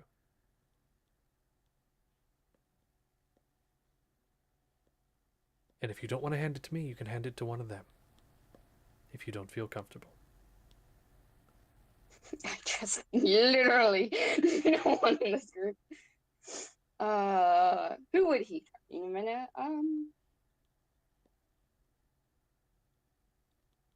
How big is the dagger compared to the rat? Compared to the, I mean, it's like, I don't It's know almost a exactly short how big sword. the Does rat it is, weigh more than but 10 like pounds? yes. I'm gonna. I don't. It's it's No, about no like, way. no. If a dagger weighs 10 pounds, you couldn't swing it No, right. that's Because greatswords I'm only gonna weigh say- 3 to 4. That's true. Yeah. I'm gonna say then it is less than 10 pounds, but like it's decently big. You could probably lift it. It's not about the weight for the rat. It's about the size. It's kind of unwieldy, for you. So Well, I'm size referencing matters, Mage yes. Hand. Yeah. Mage hand. Oh, with mage hand, yeah, you could do it. I'm gonna whistle for my son to come over, and like lean down, hold my I can hand out for him. whistle. I'm not your dog. You've got us mixed up.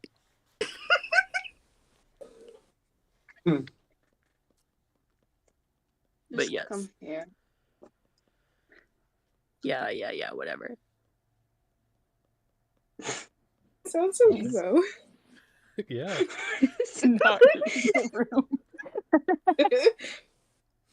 Okay. After losing a night of Uno compared to his brother, I would be emo too. Yeah, he's done. God. Hello. Not a I'm gonna phase. hold him. I'm Love my gonna give children him the dearly. dagger as best as I can. Okay. All right. So that So- dagger, kind of like, Ugh.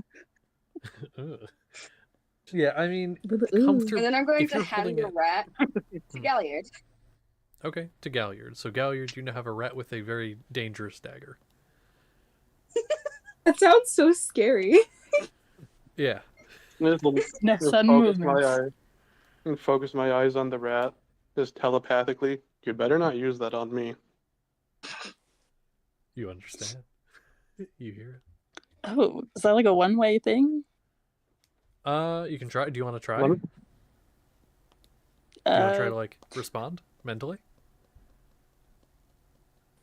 I guess, yeah. What do you say? Well, I wasn't planning to. Galliard, you hear it's like squeaking in your head, but here's the thing.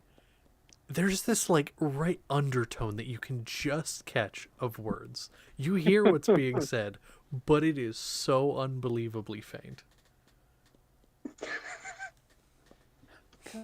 Better not be what Zernus always hears.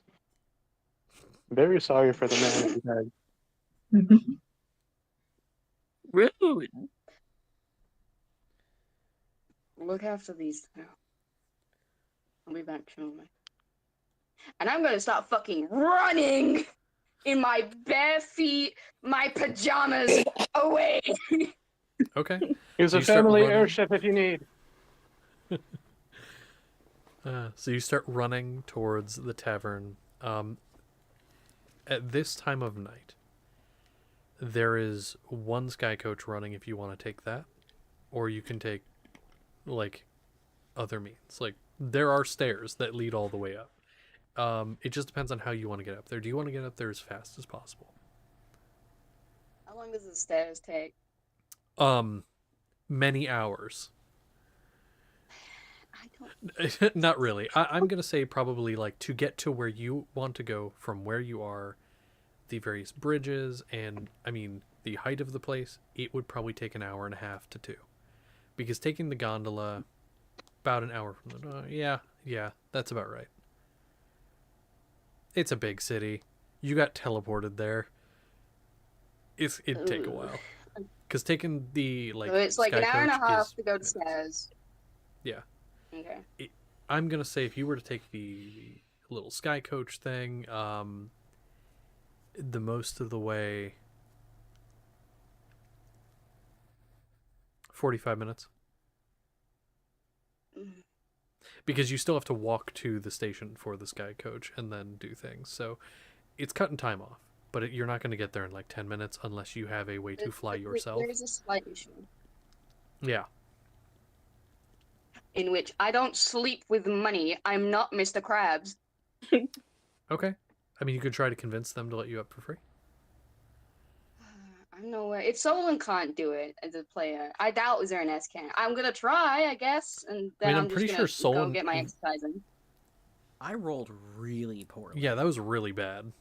And you are a paladin. You have good charisma. Solon does not, and also barely knows common. Exactly. Okay. Well, yeah, I guess if it fails, I can just get my exercise in. Yeah. I'm gonna go scare whoever the hell is at the sky coach to let me on. You're gonna scare... Okay, sure. I thought you were gonna persuade, but no, scare him. Okay, so how? I can persuade. What do you do? You get there, there's a very tired-looking, middle-aged man, kind of scruffy, graying chin beard. It just kind of looks at you. He's really tired. Zernas, you fucking...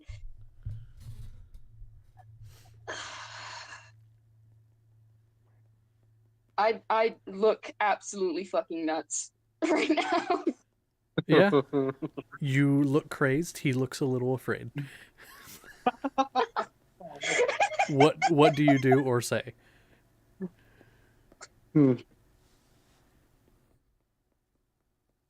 I need to get to my fiance, please. I can't. All right. Well, the toll is silver. I don't have the time nor the money for this. Well, there is the stairs. Now listen here. And you hear him crack his neck. Okay. Make an intimidation check. Oh, damn. Hopes that I don't roll as bad as Soul, and holy fuck, that's a 19! Total? What am I using? Intimidation? 22. 22. Guy kind of takes an instinctive step back and like looks like he's like looking down the streets for like he's looking for a guard or something. Doesn't see anything because it's like 2 a.m. or later. I don't remember exactly what time I said it was, but it's late. And then just kind of looks at you. I don't get paid enough for this. Get on. Oh. And so you get on and you get taken up there. I will say with you running, it does cut some time off. I'll say half an hour to get back to the tavern. Because you were running. The 45 minutes would be more so if you're just walking casual pace. So 30 minutes, you get back to the tavern. And going in, it's dark. People are sleeping.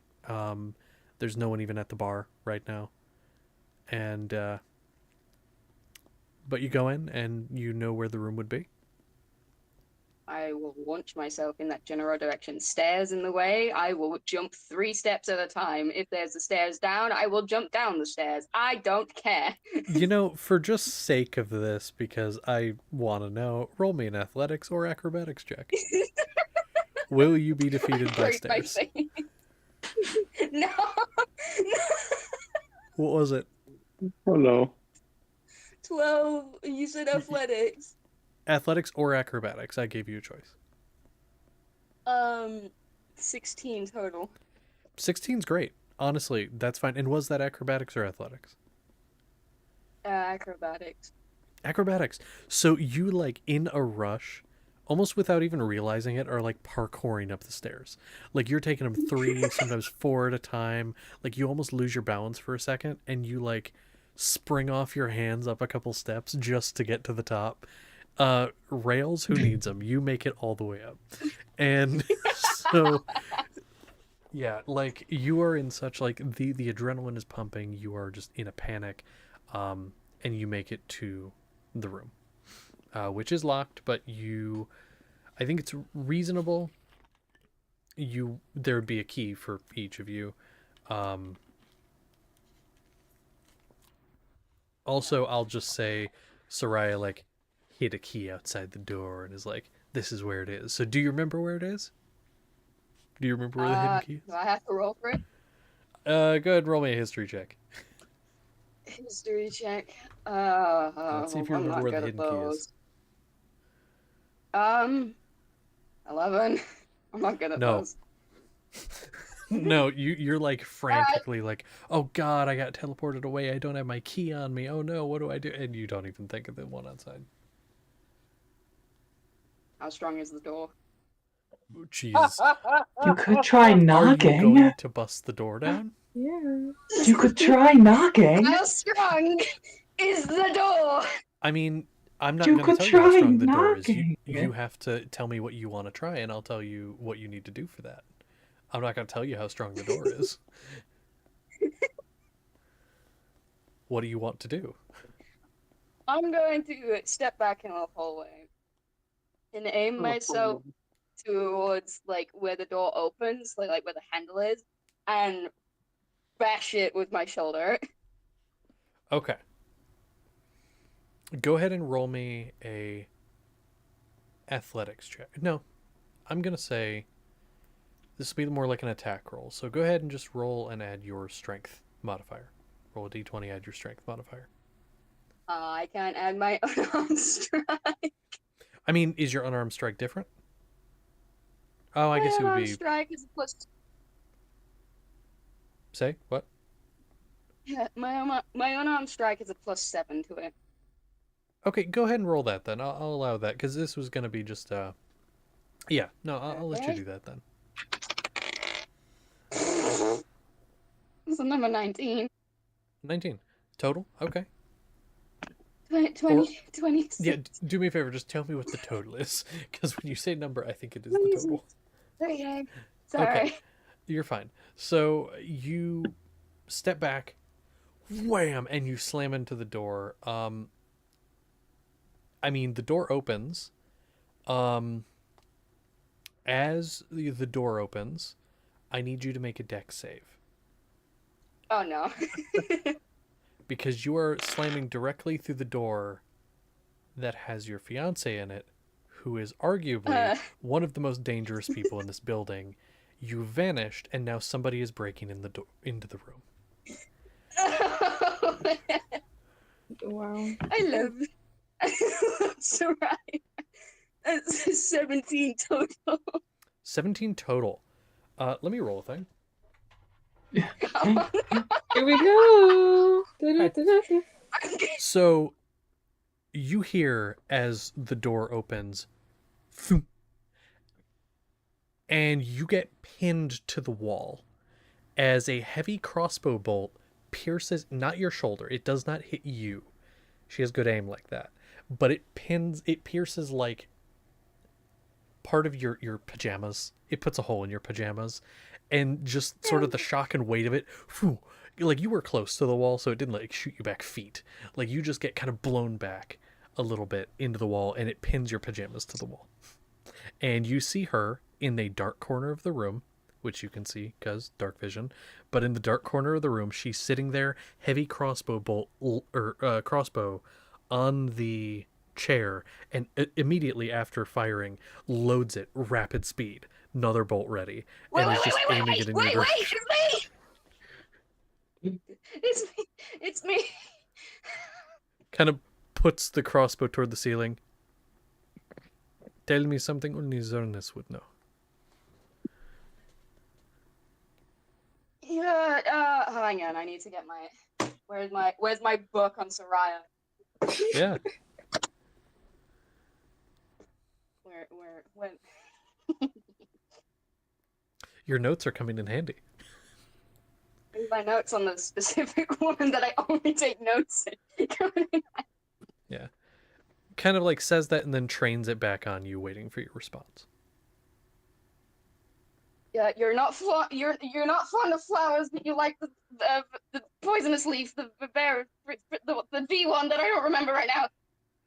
As you finish saying that, thunk, another bolt comes flying in your direction.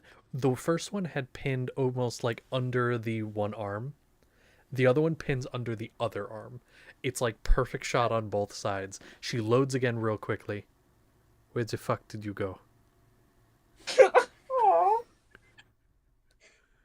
Does not take the crossbow off. I wish I knew. All I know is that I was asleep 1 minute and the next I was in a temple and everything is we need to leave. Now, please. Squints at you really hard. Make a persuasion check.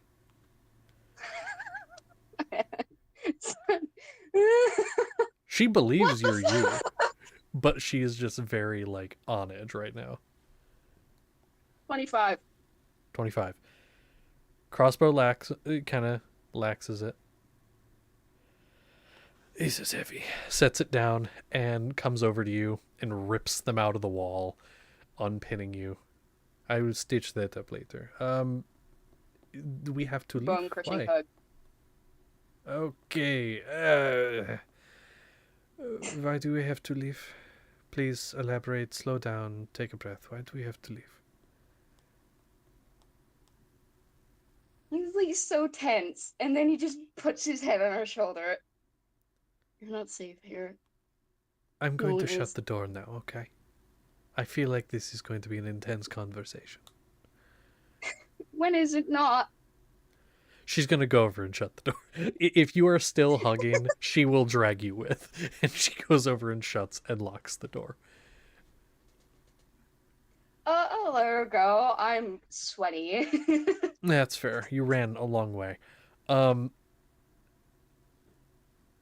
She just kind of looks over to you. You know, I'm not done here yet. I'm not done until he's gone. I respected your wishes earlier, Sarai. This is not something I'm leaning. I'm not letting you stay here. Then tell me why. You haven't told me why we can't stay yet.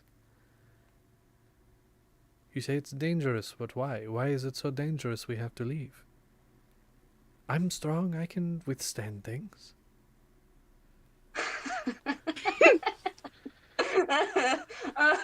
Sarai, I don't doubt that, not for a single second, but if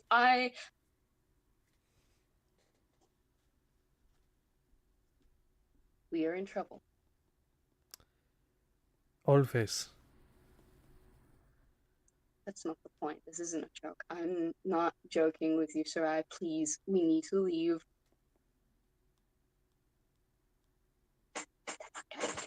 Kind of sighs. All right, fine. But we are coming back and finishing him someday. Hopefully soon. Someday. Well, yeah, that might. And you're going to tell me what is can't- going on. You're being very vague. I can't lose the mother to my child. Her face immediately just kind of falls, and she just nods. If it's that serious, then all right. But please, when we are out of here, or at least on the way, please tell me what is going on. I don't like being out of the know, but I will pack up and get moving first. I'll try and tell you the best I can.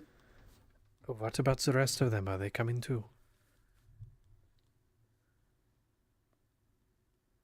They're not my priority right now. All right. All right. At least send word of where you're going, maybe. I've taken a liking to a couple of them. Wick is a friend, and the rest are very nice as well. I will never understand how you can see Wick as a friend, but each to their own. I don't know how you can't. And then is going to immediately start packing and getting things going. while you guys are doing that, because you guys don't have a lot to pack up. It was a hotel room essentially, so not a lot to pack up, but we'll get going with that. Let's pop over to the rest of you. So you have the dagger, and you are still. We're basically backing up. Zernus has just left. What are the rest of you doing? Anyone? Let me ask first. Who is not staying with the group? Who is going off and doing something else, kind of like Zernus? Anyone else? Well, I wanted to go to my family, but seeing as I have the rat and the dagger, Yeah. I mean, you or can the rat pass who the has rat the and the dagger. dagger to someone else. Or, I mean, let's be real, the rat is their own person, so you can totally just, like, you can go. I'm That's trying to up to you, communicate though. with this thing, and I only have so many things that I can do. Yeah.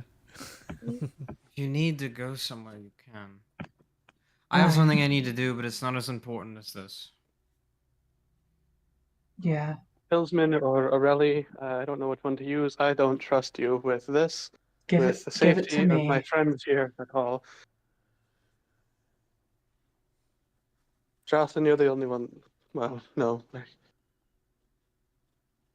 Right here. Just realized I'm handing off a radioactive purple rat baby that's wielding this knife that has killed a. Yeah, like, hold on, Yeah, let's that's take a second. normal. You, a wizard, that's generally pretty normal, handing off a Yep. radioactive purple rat, wielding a god-killing dagger, which was forged back together by the god of fear in a temple in a demiplane. This is all weird. Throw your everything out the window. This is all strange. Not to mention that it killed his lover. Yeah. Yeah, it's all bad. Okay. So, Here, Jocelyn. yes, I receive rat. you receive the rat. And now I want you to have it. Yeah, Can I get on the Okay. right page about something real quick? please. I mean, I don't speak Draconic, so I don't know, like, really what the guy said. But am I aware of general spooky, nooky things? Yes, because he said he would get people out in common. Yes. He did say that part. Awesome. He never Wonderful. referenced the bomb in common, but he did reference that he's going to be getting people out of the city as quickly as he can. But we all generally know that that's a thing, right? Did we see or hear about it? I saw it. Yeah, only Drossen saw it, but all of you, because you were all privy to the conversation that the two were having, all heard about the bomb, and also Keen. No, it wasn't Keen. Sorry, it was. It was. I think it was just Tillsman who actually referenced the bomb verbally During their conversation. during the conversation. I Mhm. don't believe Keen did at all. At least Okay, not so other than the we note. probably But get the drift. All right, just checking. Thank you. yeah, I think at this point you guys are all, through one way or another, kind of on the same page with what's going on. But yeah, okay. So you have the rat. Galliard, you're running off. I'm gonna ask: is there anyone else who is going to as well? Because then I'll just kind of do it like I did with Zernus, and say let's role play that out. And if I don't- anyone wishes to still follow me to the shop, I'll lead them to it. It's not. I'm You know. staying here until that man does the thing. Yeah. Well, Zatar Stay kind of too. offers or kind of asks, if you're going to be going to your workshop, which is a safe place, do you mind if we just do this there? It's probably better Yes, than in a no. random alleyway. Of course, and because there are bugs, and you might get an infection. We don't want that. So, just follow me. Okay. And not Zernus, sorry, Solon. Solon is going to attempt to hand Kingsley over to Zatar. He will take Kingsley's body. And then Solon's gonna turn to the others. I hope, returned friend, must help mine now. Oh, don't leave I us. hope to see you. I hope we see you again.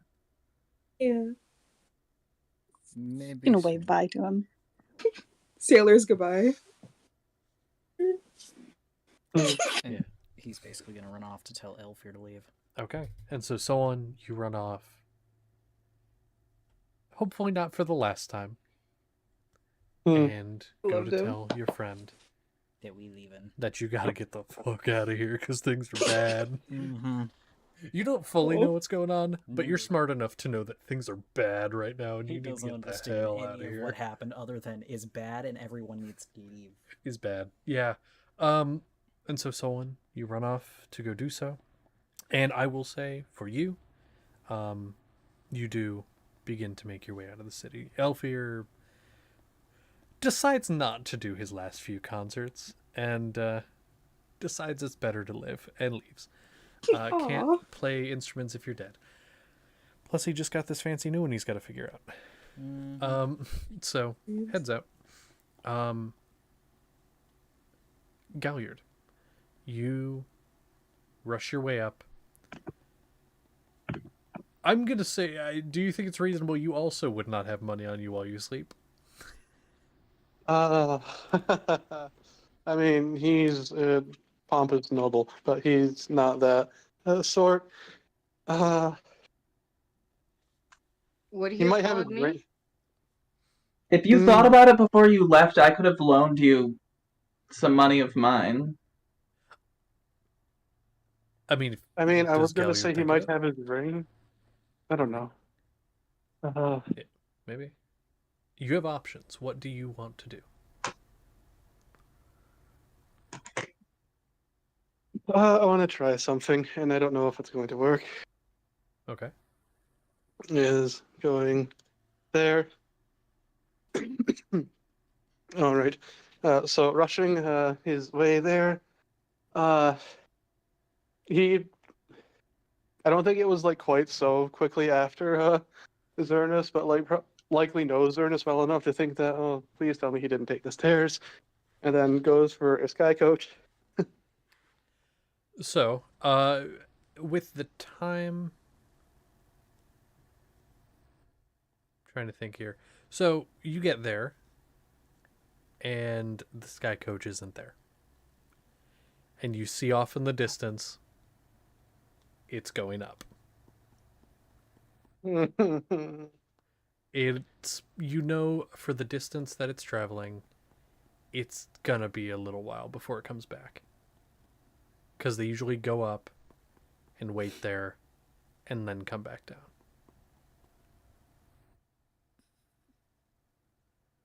Oh, what can I do? What can I do? Do you want to take the stairs? The stairs take several hours, don't they? Yeah, they take like an hour and a half to 2 hours. I'm gonna say with you, it's probably closer to 2. More. Yeah. Okay. Am I still wearing the stupid necklace thing that's basically like a wire? I mean, I would assume. You have whatever you would have taken to go to sleep, and I will say, for the sake of items with attunement, like that, you can take them off and they'll still keep their attunement. It's just if they stay off for too long, they will lose their attunement. But like for a night's rest, you're fine. Is there like a guard anywhere nearby? Look around, see if there's like any sort of like station, like make a report, like a phone booth, anything. I don't know. Or whatever the equivalent would be. Kinda. So there are, at this point, I'll say you do see there are actually just a couple guards patrolling, but there are kind of things like that around the city. That's just not what's here right now.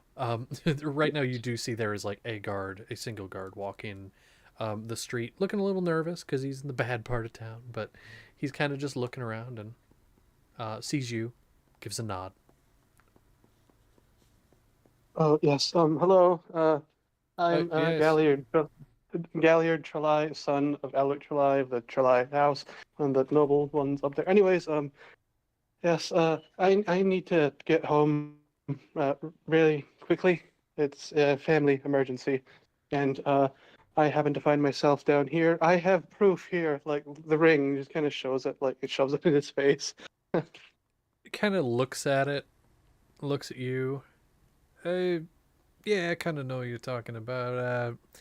All right, let's family business. Got it. God, it's late. What are you doing out down here? It's a long story. Stupid magic stuff. It takes a Got while it. to explain. Don't worry about it. All right. Well, let's get you up to the top. Okay. All right. Sky Coach ain't here. They'll tell you. You say you need it quick. It's gonna take a little bit to get one down here. He's gonna pull something off his belt, and it's basically looks like a metal block, with a sort of a clamp, and then like a trigger almost. And he's gonna pull it off his belt and say, best way to do it, put this on, and it is a ring. Oh, Do you put it on? all right. He'll put it on. Okay. This is basically like a ring of feather fall. I gotta take it back afterwards, but it's just for your protection in case the rope snaps. And then he's going to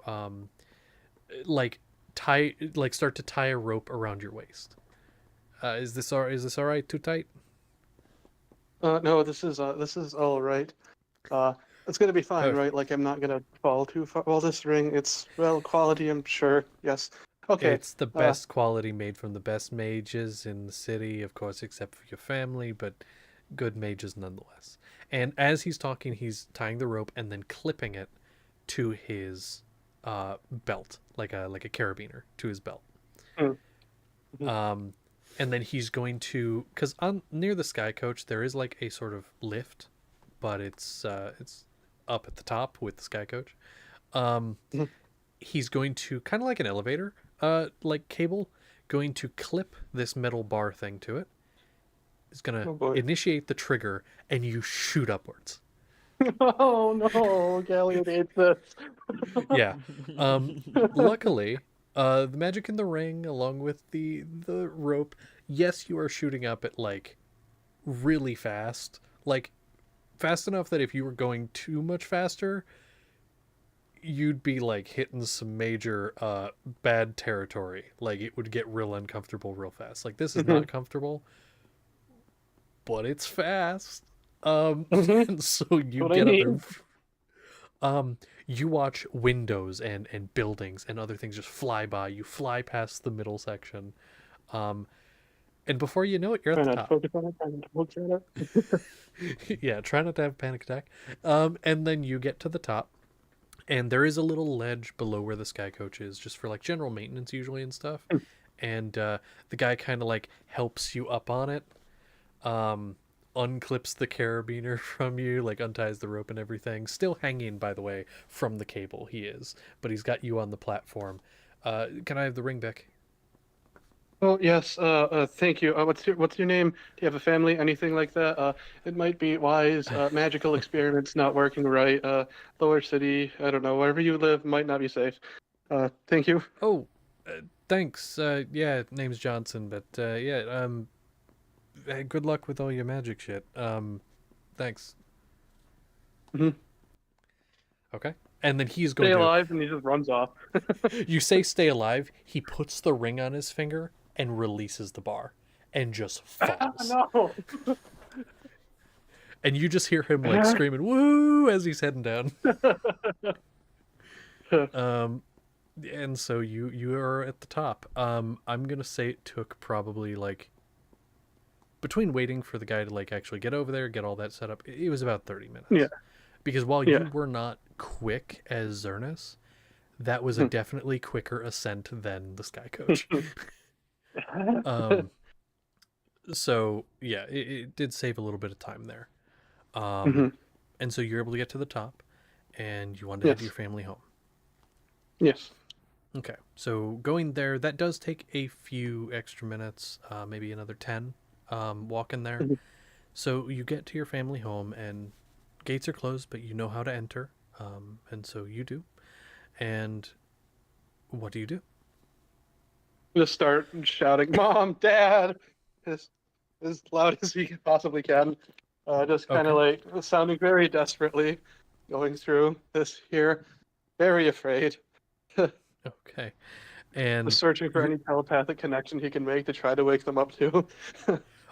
you start to like search for that, and you start to hear them, what, and you hear your father coming down the stairs, and your mother short behind, and even a couple of the servants who are still there and actually like live there, kind of getting up and coming to see what's going on. And your father approaches. What? We're not safe here. None of us are safe. There's an imminent threat here to Kingsport itself. I don't think that we're all safe here. Slow down. Slow down. What are you talking about? A threat to the city? Yes. I don't know how to explain this. You remember who was that one elf that you met with the one time? Siren. It was business that has to relate all the way back to him and then now to here. The gods and stuff. I don't think that Stop. we're safe here. Hold on. Has to do with Siren. What do you know about that? I. Okay. All right. There's a danger to the city. If there's a danger to the city, then the mages will figure it out. They are gods or not. There have been squabbles with the gods before. We figure it out, and we This isn't always magical bounce in back. nature. It's technological. Of a sort, I believe, from what I understand, it's some sort of weapon able to destroy the city of Kingsport size. Make me a persuasion check. He's He's trying to I don't have gauge anything else. you. Ooh, that's a 14. Okay. Eyes squint a little bit, and he's trying to read you, and he is generally pretty good at reading people. That's like half his job. Mhm. His face softens a bit, and he looks to you. If there is such a big threat, you have to understand I can't leave. I have to be here to protect the spire.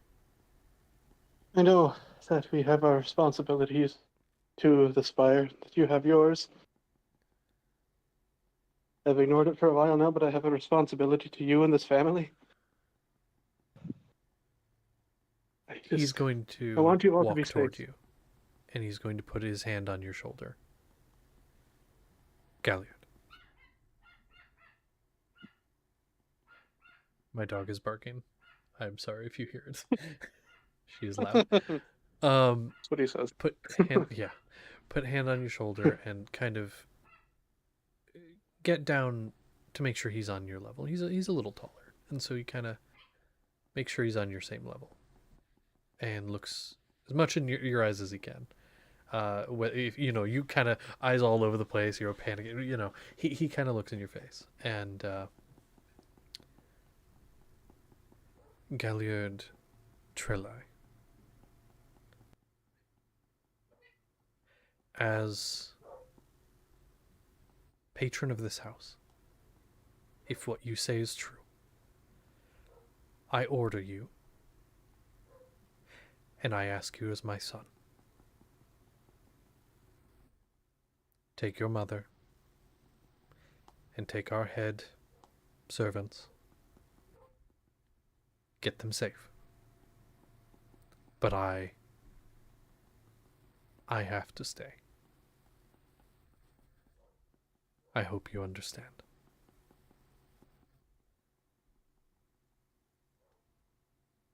I don't know. I know why we have to stay, why we're responsible. I understand that. I understand this. It's just.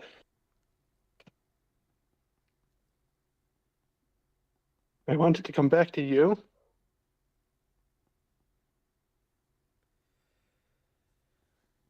Where I thought possibly things could be right. And now that things are different, I don't want to lose you. As difficult as that may be to believe. A smile kind of cracks over his face. I know. And I don't want to lose you either. You're my blood. You're my family. And despite the fact that I was always hard on you, and maybe that wasn't right of me, I feel you're going to do good things. Great things.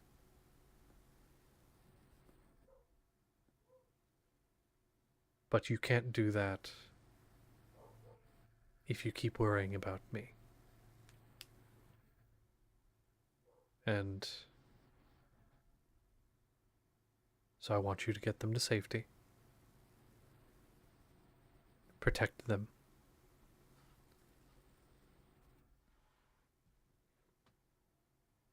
And become who you were meant to be.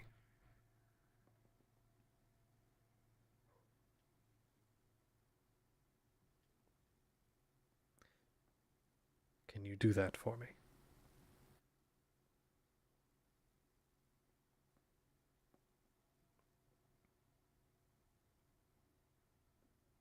I can try. I will try to get out. If what you say is true, I will try to get out. But I have a duty. If that spire falls,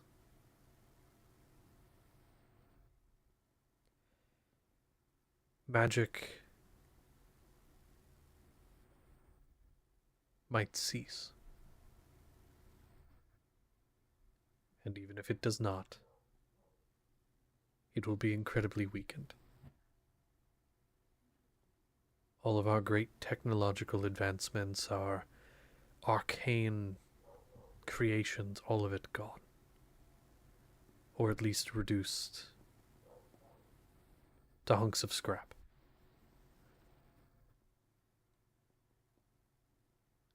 I can't allow that. These other families, they maintain it, but our family protects it.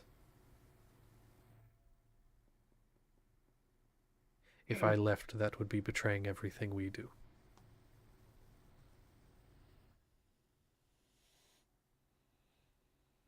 I understand.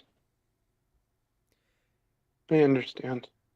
And if it does fall, I want you to try to rebuild. I know that is a task, but if there are enough people dedicated to the cause, it's doable. The other families, maybe they'll come together finally and help rebuild. I hope it doesn't have to come to that. I should tell you of something, though. There have been... We are the protectors of the physical spire, but also the secrets it holds. And there is one I think you should know. You may already know, but I think it's important that you understand the full grasp of what will happen if it falls. And he proceeds to, in brief, describe to you the spire and how it works. It was once a well of souls. All of the dead would join with the universe, their souls being brought into a great expanse in space. Or a version of space, not literal space past the atmosphere, but a space. A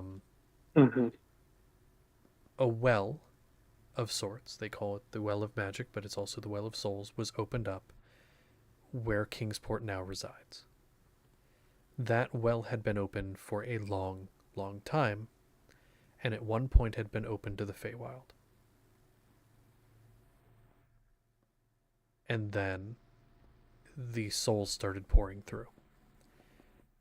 Xanos found out how to harness those souls into magic, and thus started the Age of Arcanum. That was a secret that was kept from people for a long time, even until now. Because if people found out they were using the dead for magic, that could be seen as not great. Because necromantic things, using the dead for means, is generally seen as a bad thing. So knowing that all magic is based in that could be problematic. So that is a secret that the family has kept for a long time, and the families before it. But now it is a secret solely kept by this family, and they are tasked with protecting its secret and the spire itself. Because if it is destroyed, those souls may begin to escape, and magic will either cease or become incredibly unpredictable. Think wild magic all the time, for everyone, whenever a spell is cast. Could be problematic. So he shares those details with you and tries to get you to understand the importance of its existence. Its containment.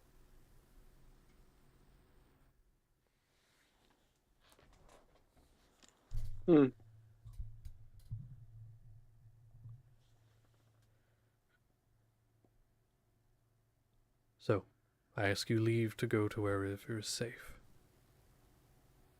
But if it is destroyed, rebuild it as quickly as possible. And if it is not destroyed, but I do not survive, for whatever reason, then you have to lead the family. Or if you do not wish to, find your brothers, but they have been still missing. I still hope you find them, but you get the idea. I do.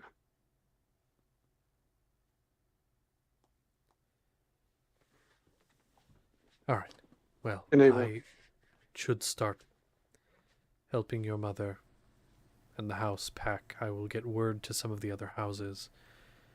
They will be essential in rebuilding if that is the case. And they are also masters at discretion, which may be important.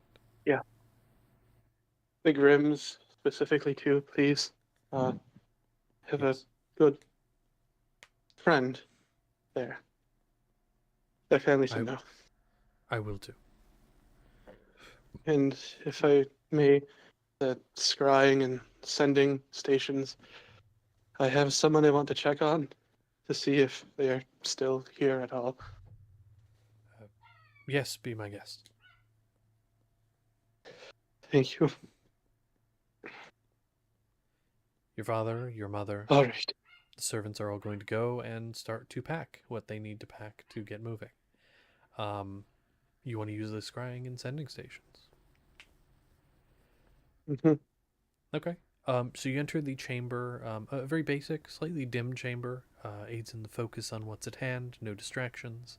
There are glyphs on the ground, and there are sort of pillars with various different crystals surrounding it to aid in the sort of channeling of the magic.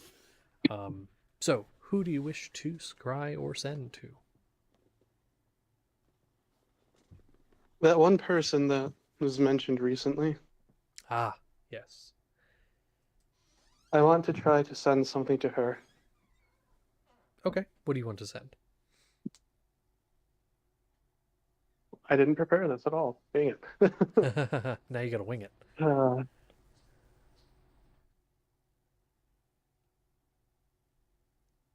Amber, it has been a long time. I'm not sure if you remember. This is Galliard, your friend. I need to speak with you.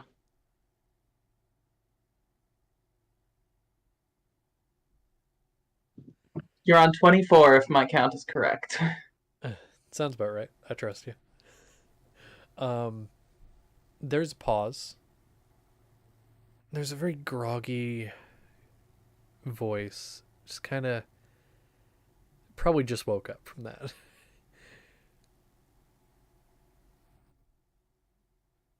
Galliard, hi. It has been a while.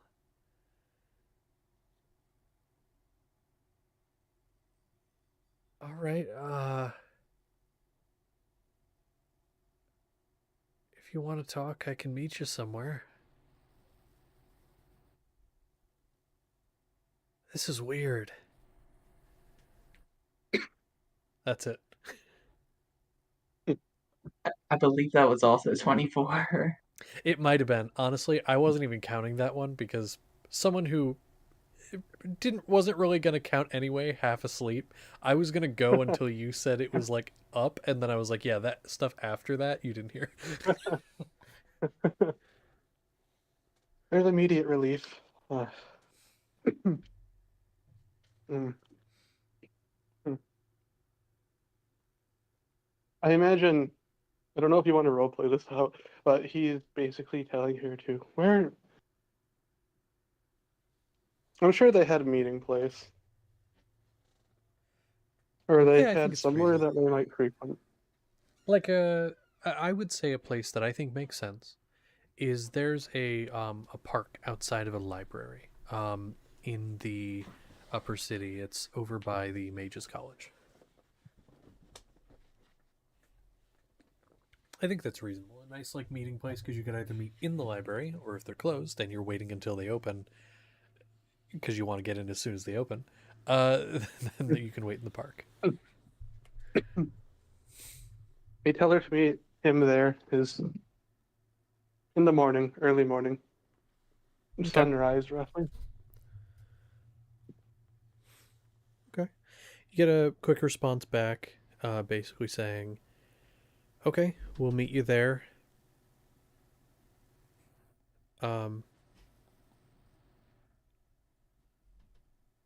Remind me, this is out of game. Is Galliard more of a tea or coffee person? Dang it. I'm trying to think. I feel like he's become a coffee person, but he used to be a tea person. He's very, very, picky about the certain blends and such. Okay. Well, then you'll get a response back. I'll bring your favorite tea. At least what used to be your favorite. And so, that is the messages for the night, and you have a meeting in the morning. Fall into bed. Unless there's like stuff to do and he can push himself. I don't think he can right now. That's fair. And so you go to bed. In that case, we're going to pop over to the other group. We got Zernus packing. We got Galliard going to sleep, having a meeting in the morning, getting people moving, families getting up and going. We're going to head over to the other group. So, you all eventually make your way to Wick's workshop.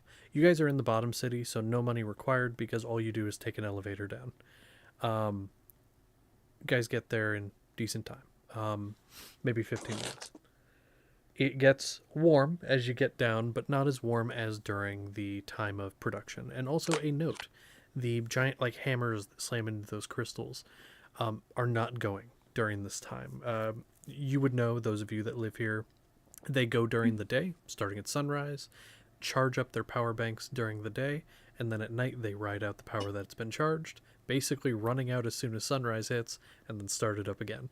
So right now they're not running. It's very quiet, except for the sounds of the bit of rowdiness down here from some of the denizens of the cogs.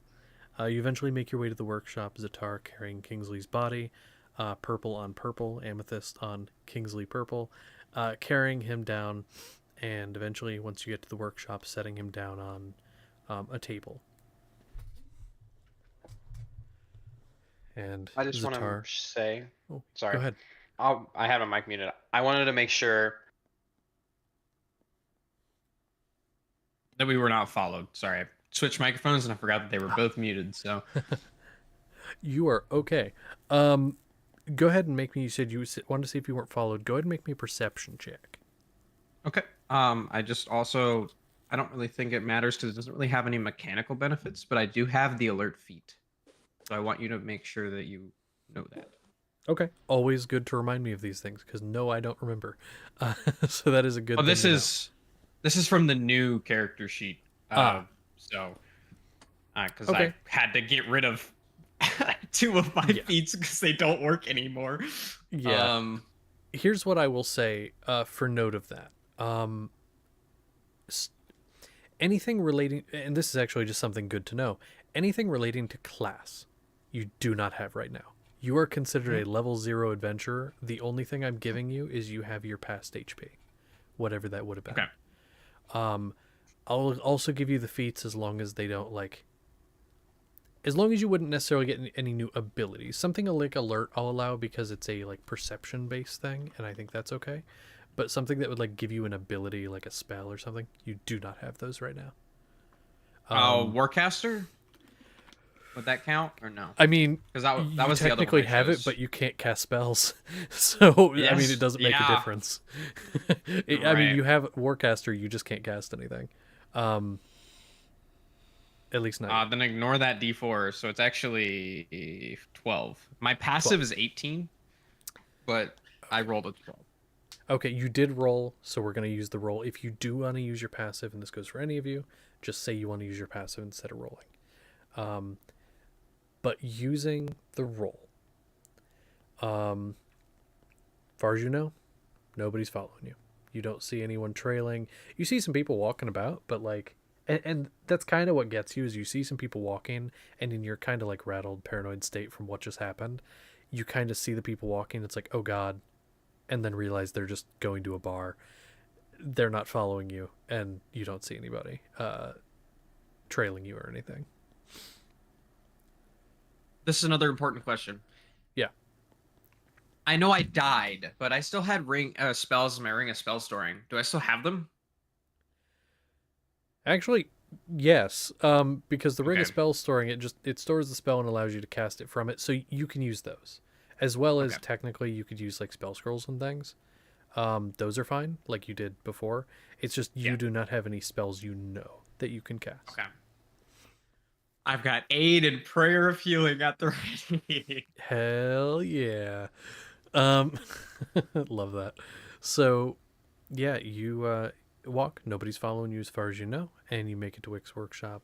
Kingsley set down on the table, and Zatar looks over to the group. So I can get to work. I'm just gonna kind of let you know, give you an insight into what I'm doing so you don't get alarmed. I'm going to, I can't really break the dagger. That would maybe do it, but I can't do that. Too strong for that. It was broken a long time ago, but that wasn't me. I'm going to have to stab him again. I'm essentially going to try to do the inverse of what you did. I don't really get the mechanics, but I've seen it done before. And it worked. Mostly. This is very experimental, but I mean, let's be honest, it can't hurt him more. So, anything's worth a shot. There's really not much else to take. This body is a husk. So, with your blessing, I will begin. And we'll hold the hand out for the dagger. He's gonna go ahead, shakily hand that over. Thank you, small purple rat. And we'll begin to do a ritual. Takes off the lute and begins to strum a few chords, being bardic in nature, using that as the spell casting, and is going to begin ritually casting. Mechanically, it is like a resurrection spell, using the dagger and the power within it as the material component. Is going to plunge the dagger into Kingsley's chest and is going to begin casting the spell. It is going to take a number of minutes. What do you all wish to do while this is happening? I am doing nothing but sitting here and watching this. Okay. Anyone else have anything they wish to do other than sitting and watching? I mean, I'll make some popcorn. Make and some like popcorn. a celebratory cake. I mean, let's go. Okay. Let's go make some popcorn. Okay. I will say, those of you that are currently in this room, if you wish to take it, you can get a short rest, because I will say this is going to take about an hour to cast. So, if you do wish to get a short rest, you may. Get back any hit points or anything else that you might normally get. I don't believe I get anything short. Okay. I don't anymore. Nope. Oh wait, I would be able to recover 5 sorcery points, but I have not spent any sorcery. That's what I could do on a short.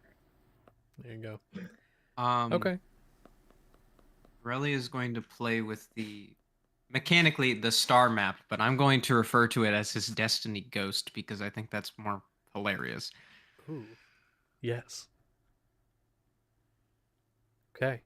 And so begin messing with that a little bit, and while I continue describing things, I'm going to look something up for my curiosity. So, continuing on, the spell again takes about an hour. Popcorn is made, celebratory cake is finishing up at the end of this. Kingsley. Hi. You've been very bored this whole time. Nothing to do. So, you are running. Your breath is ragged. You are running, and you have been running for, feels like forever now. And you keep feeling like you're running in circles. You're running, and you're panting, and you're running, and you're never quite tired. You could keep running, but you just keep passing by where you think she is. You feel there's a presence. And as you're running and running and running, you slam into something. Hands out in front of you. So you slam hands first, back up a second. And at first you think it's her, but the form is different. It's more solid, and it didn't move to your touch. You ran into something. Maybe not someone, something. What do you want to do? He'd try to figure out what he just ran into. Okay. Make me a perception check or investigation. Either one. Better roll than the other earlier ones? This is literally the only good roll I've had all night. Hey, good rolls.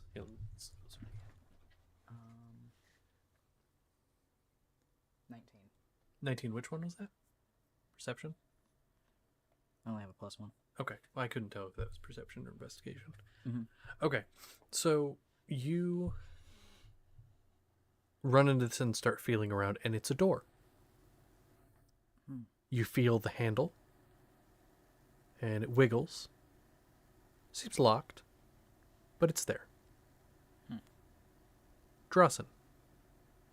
You're sitting there, waiting and watching, and nearing the end, Zatar, continuing to play, kind of plays a little quieter.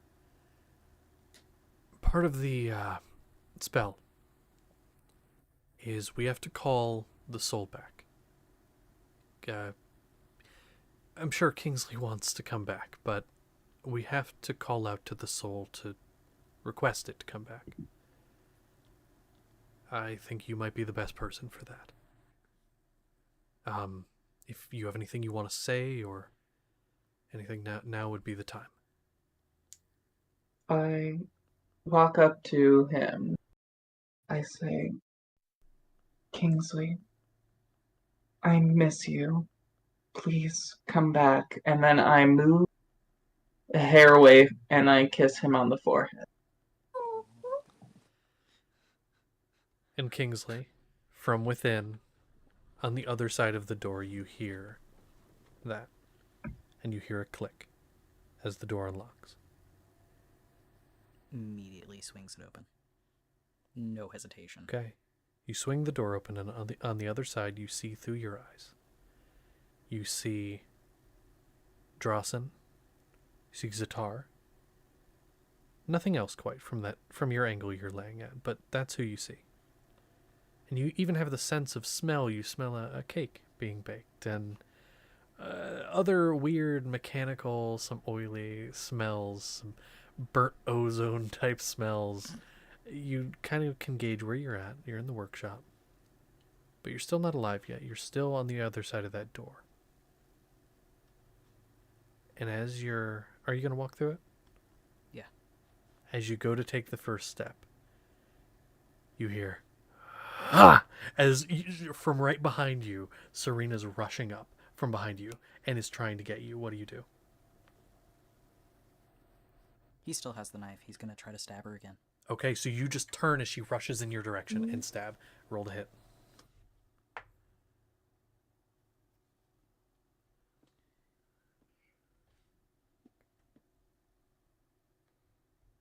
That is an unnatural 20. Unnatural 20. You stab out, and you just hear, no! And she grabs your wrist, but you stab, and it goes in.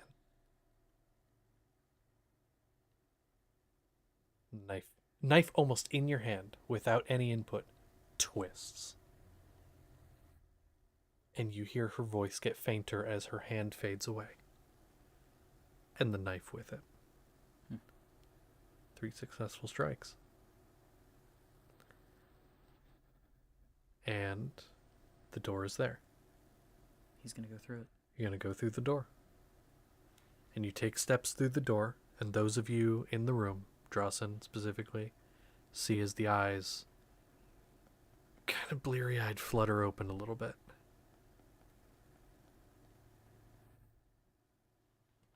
Kingsley, you're alive. And you see Drossen, you see Zatar, and kind of glancing next to you, you see the others as well.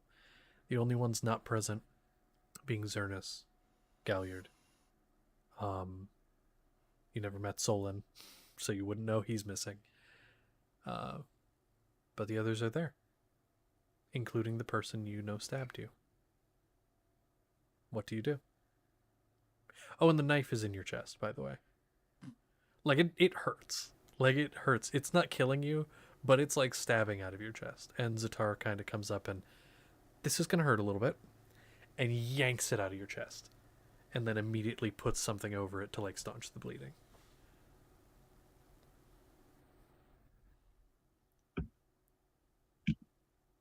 Just going to kind of turn, look at Drasan, and gently put a hand to his cheek.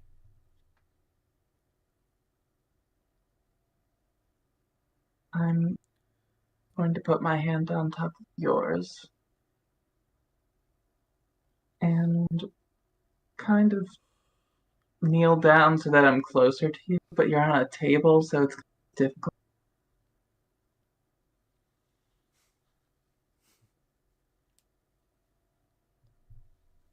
And he will, like, move it. Come here, Josh.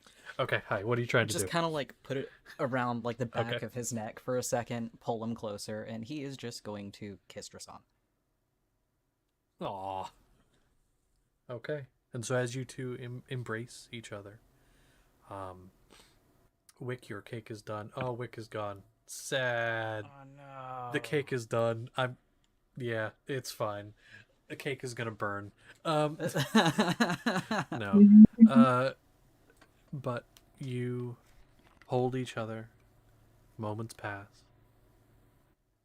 And Zadar kind of looks to you guys. I have to go start evacuating the city. I trust you'll fill him in. You, looking toward Kingsley, are going to need rest. After what you've been through, you're going to need rest. You're incredibly weak right now. I don't mean that in a cruel way. I mean that literally. You've just been brought back from the dead, and not in a standard way. And you've also had your soul ripped in half. So, out of game mechanically. What is your total HP? 54. 54. Divide that by 4 round down. And that is where you currently are going to be until you have sufficiently rested. Your max HP is reduced. So we'll say 13 is rounded down. You are at 13 HP for now until you have sufficiently rested. Also, your strength score is going to be reduced by, what is it right now? Can't read. 16? 16. It's going to be brought down to 10. Sort of an average strength, but you are sufficiently weakened from where you normally would be. You feel weak. You are... It's like a permanent lethargy, almost.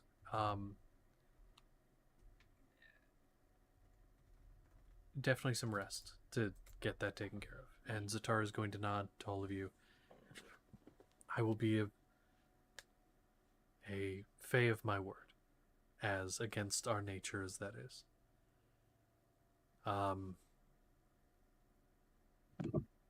Make this right and get people out.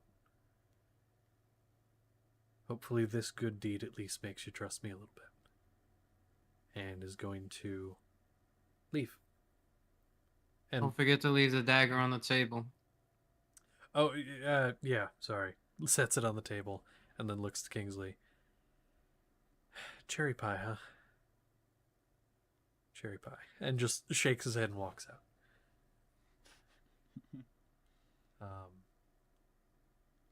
And leaves, and then leaves you guys to it.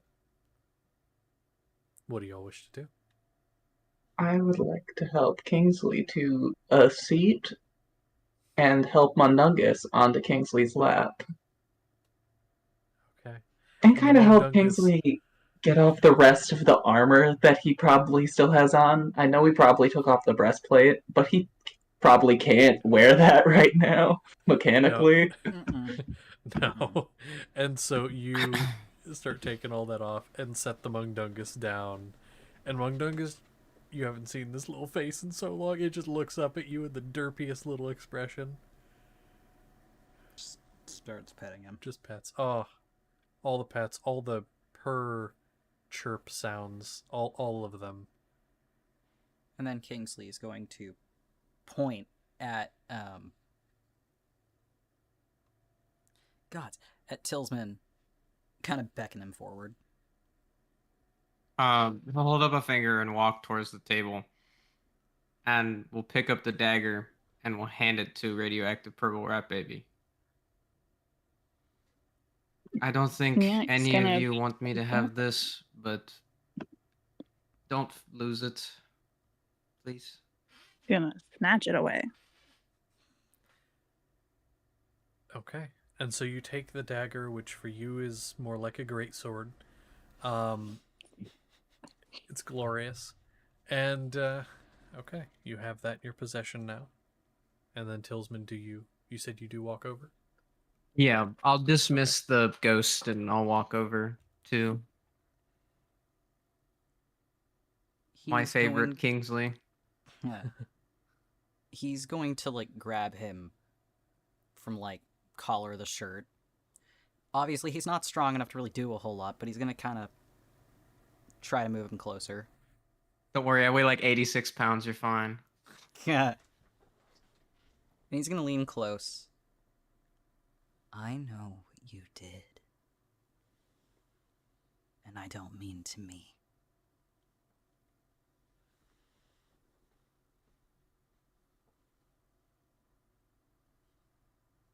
He'll look down. But I'm not mad. In fact, I think you and I share a goal.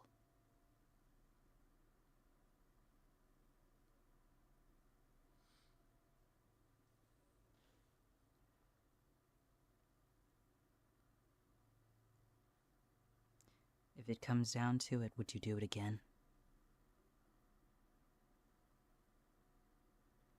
I know which ones have the intention to hurt and which ones don't.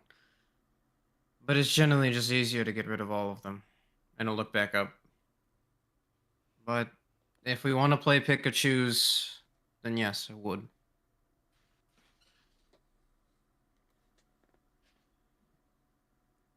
Just do me a favor. And don't stab me again, please. It hurt.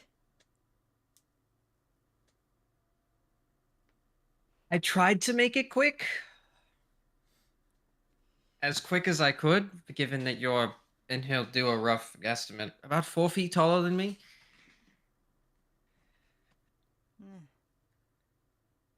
And he'll sit back now, kind of gently move him back now.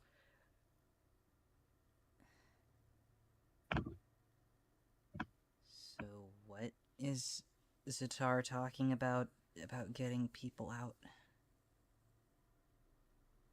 You were asleep.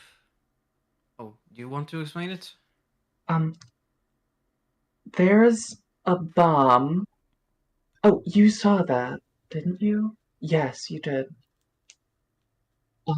A bad person has it, and we need to get people out. Oh, speaking of that, I'm going to sit next to him. I want to stay with you, but I need to get the people you care about away. So I'm going to give him another kiss, and then I'm going to leave to go to the Kingsley house. I have 2 places I want to go. I want to go to the Kingsley house, and I want to go to the Paladins to get the people that he introduced me to out of the city. Okay. He's gonna kind of grab Drasan's hand. Before you go, tell them, my family, I mean, and Siren, to come here first. All right. I think they need to know what happened. Yes.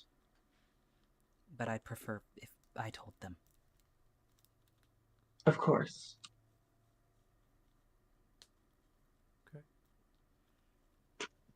Okay. So you want to head to Grim House and then the Paladin School? I actually have an interesting way I'm going to get up. Okay. Hopefully. Do tell. How are you going to get up?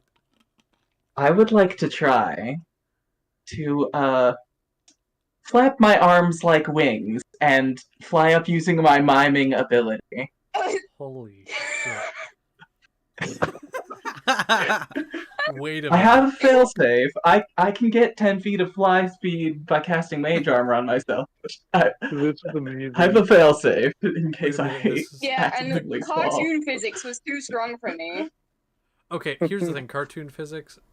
Listen, miming, yes. A lot of strong things you can do like this. But, like, let's be real. You're not going to fly fast.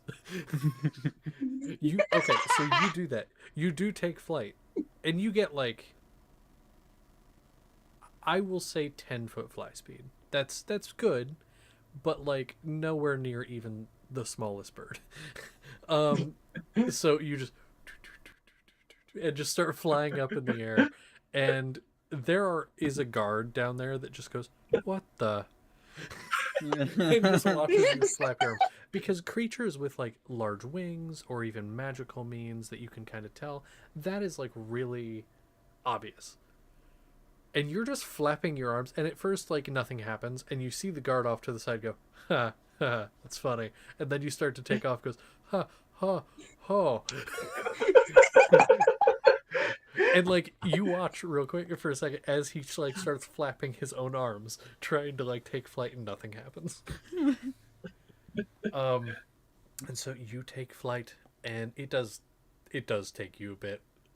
Like you are going really slow, but you make it. Your arms are tired. They're gonna be sore tomorrow, but by God, did you make it? It's something I can do if I need to. Yeah, it is an option. I'm going to say, do you take that all the way up? doing it that way all the way? Probably not. I probably try to catch a lift, maybe. Okay. You could try to catch a lift. I think that's doable. Going up part of the way, lift, we'll say at this point, with the time that's passed, is on the middle section of the city. So you only have to go halfway up.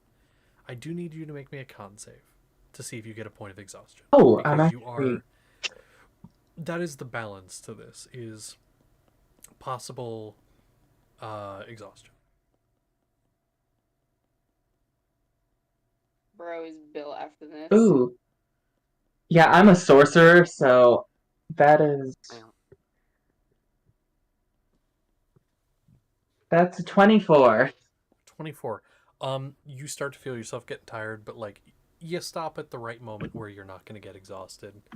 And you do catch a lift the rest of the way. It does cost you a silver, unless you want to try to convince otherwise. They can change a gold, right? Yeah, they can change a gold. Yeah, then I'm just gonna pay the silver. Okay, there you go. Then you get your change back. You get your 9 silver back, and then you make your way the rest of the way up. Tired, middle-aged man with scruffy beard, chin beard, and just kind of like, yeah, all right. Someone tried to threaten me. You flew halfway up here. I'm all right. Let's go. And everyone here in Kingsport has had too much to drink or has taken too many drugs. Yeah. So you make your way the rest of the way up. You make your way to the Grim House, and it is closed up for the night. But there is a knocker on the door. You can do. Or you can I find will another do. way. I will do a little knock. They know me here. Yeah. You do a little knock, and one of the servants comes to the door. Oh, hi. It's very early. I know. I need to talk to the Grimm family. Oh, okay. I can go fetch them. And just kind of opens the door for you so you can come in. And then goes off and gets them. After Well, minutes. they're getting got. I'm gonna go to the kitchen and get some cherry pie to bring back. That is a great for idea. them to bring back. Yeah, there's like there is some, or yeah, I'll say there is some because like it's some leftover from dinner. You know, they have the biggest extravagant dinners. There's a ton of leftovers, so like yeah, they got like a little bit of cherry pie. You can bring a couple pieces.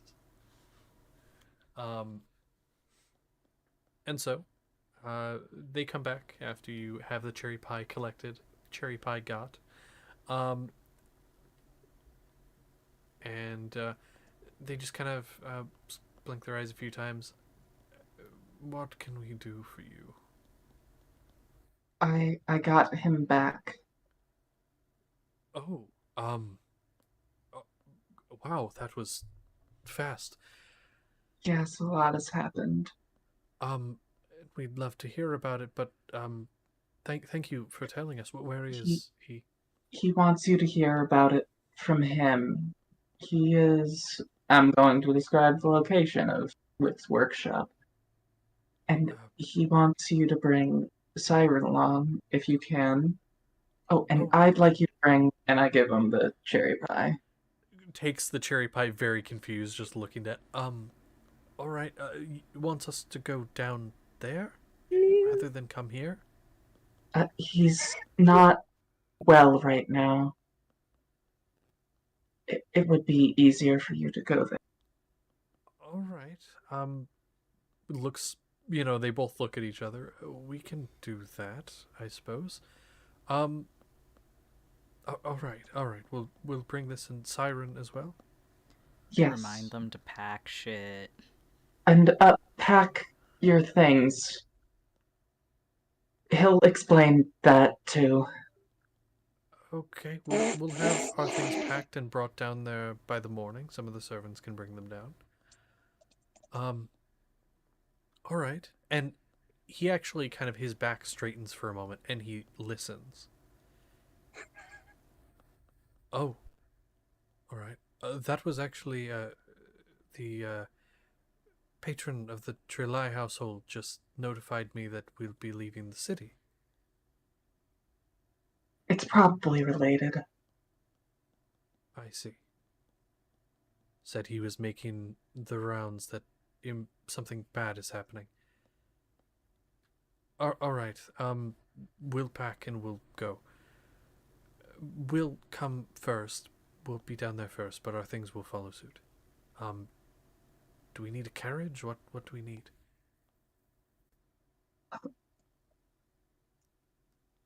Bring what you want to take from the city.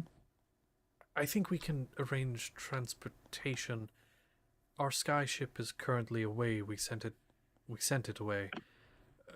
But we do have ground transportation. It's faster than a carriage.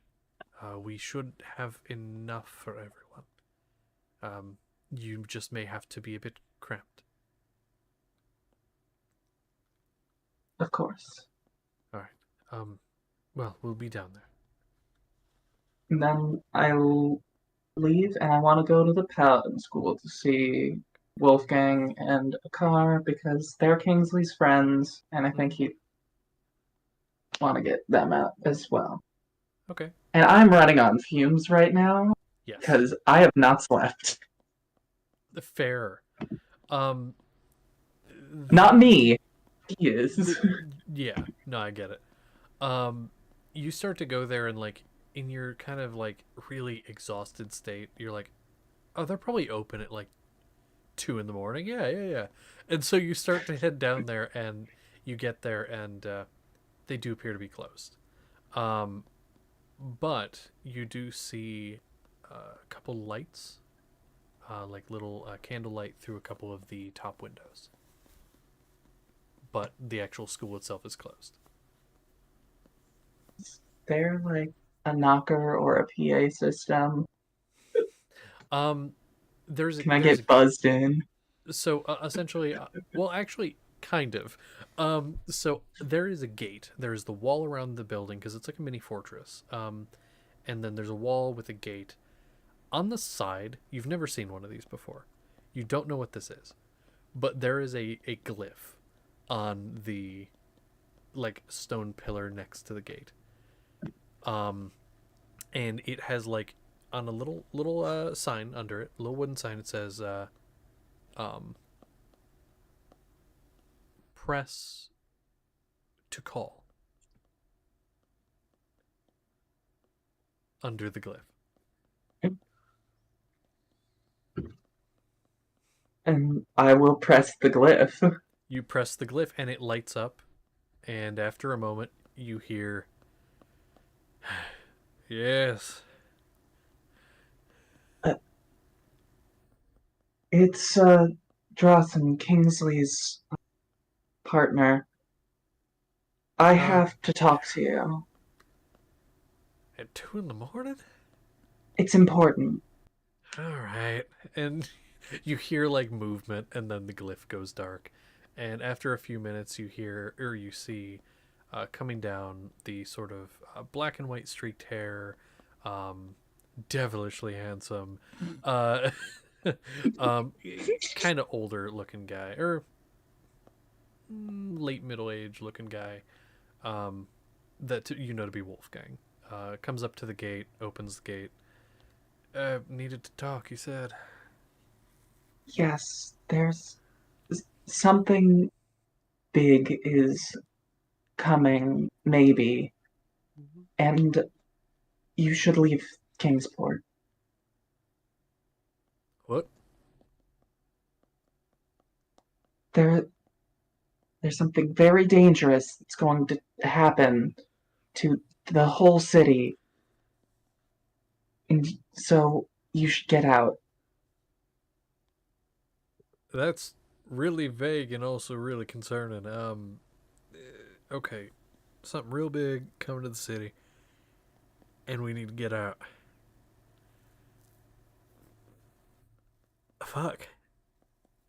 Okay, can you be a little more descriptive? Or is there an attack coming? Is there an invasion from outer space? Is there... What's going on? Don't let, like, general people. I don't want people to panic. Yeah, of course. A very dangerous person has a bomb that's very big. Oh. Well, shit.